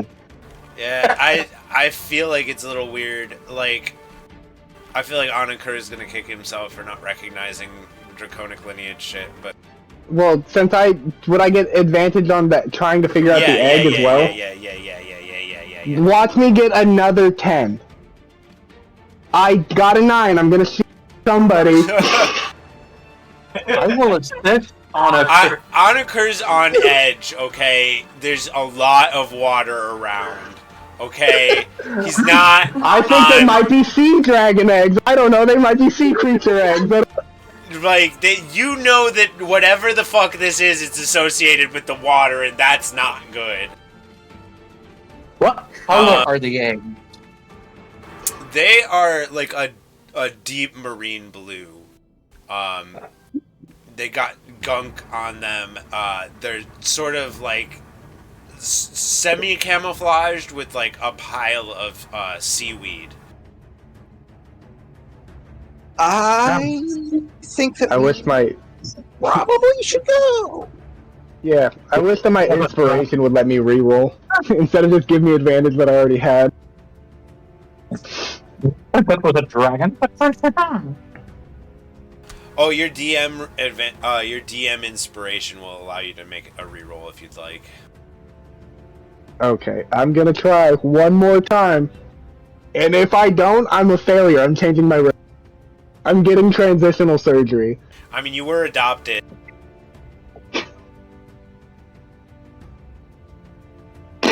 Two tens. You'd know over fucking 10. You'd know it's your fucking. You're like, yeah, that's dragon. My cousin. You probably don't recognize what type of dragon it is, but you know that it's like something with dragons.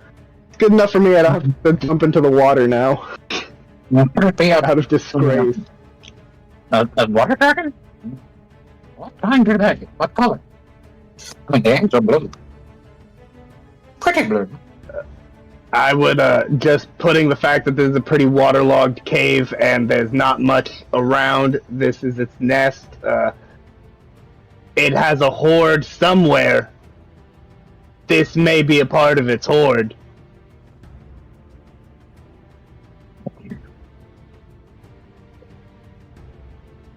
And actually, we can get out of here. I'd say we leave this place about as quickly as we entered. Maybe even quicker. And skedaddle. Alright, safe assumption that you guys start heading out the western path then? Yep, whoop. Threw my character all the way down there. Can Valin put her hand on the ground and kind of like, I guess, sense what maybe Titan would like to happen to these eggs? You have a direct divine connection to your god, and you know that your god would want these creatures of nature to live their life unfucked with.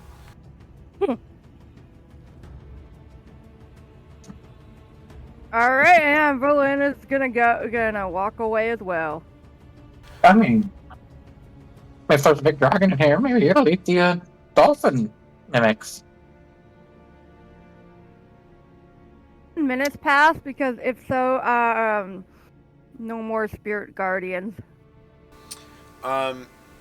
It probably takes you a couple minutes to interact with the egg cavern. You have just enough time for your spirit gardens to start to go out as you get past the big Kyphonic crystal on the way to the western path. As you get into range of it, you watch as the little forest spirits that dance around you fall into the space of the crystal. They twist and distort and scream inside the crystal with pain before coming out the other side and looking a little traumatized before going back to dancing around you. And then the spell wears off as you make it to the western path. And as we close out for tonight, you all fall into this tunnel heading off to the west and find yourself coming up through solid stone again. I'm sure just as a huge relief to Anakur. As you make your way through this tunnel, you begin to come out the other side, and you find that it opens up into another large, sort of spherical room. Through the bottom of the room runs a underground river, and over the river, as if formed as a bridge, lies a giant crystal. On the far side of the bridge from you, you all spy a giant golem made out of purple crystals. The room pulses with the purple crystals as they provide the only light in the surrounding. One sec.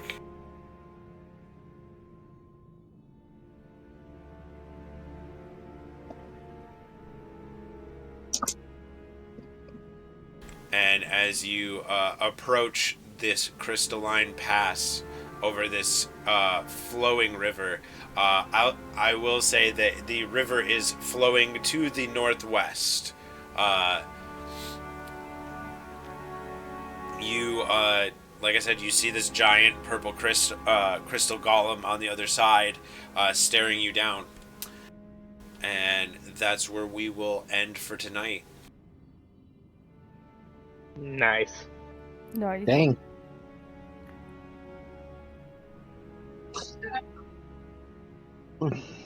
Thank you for a fun session, Rose. Yes. Yeah, we'll say good Yes. night to stream. Yes, Good yeah. night. It was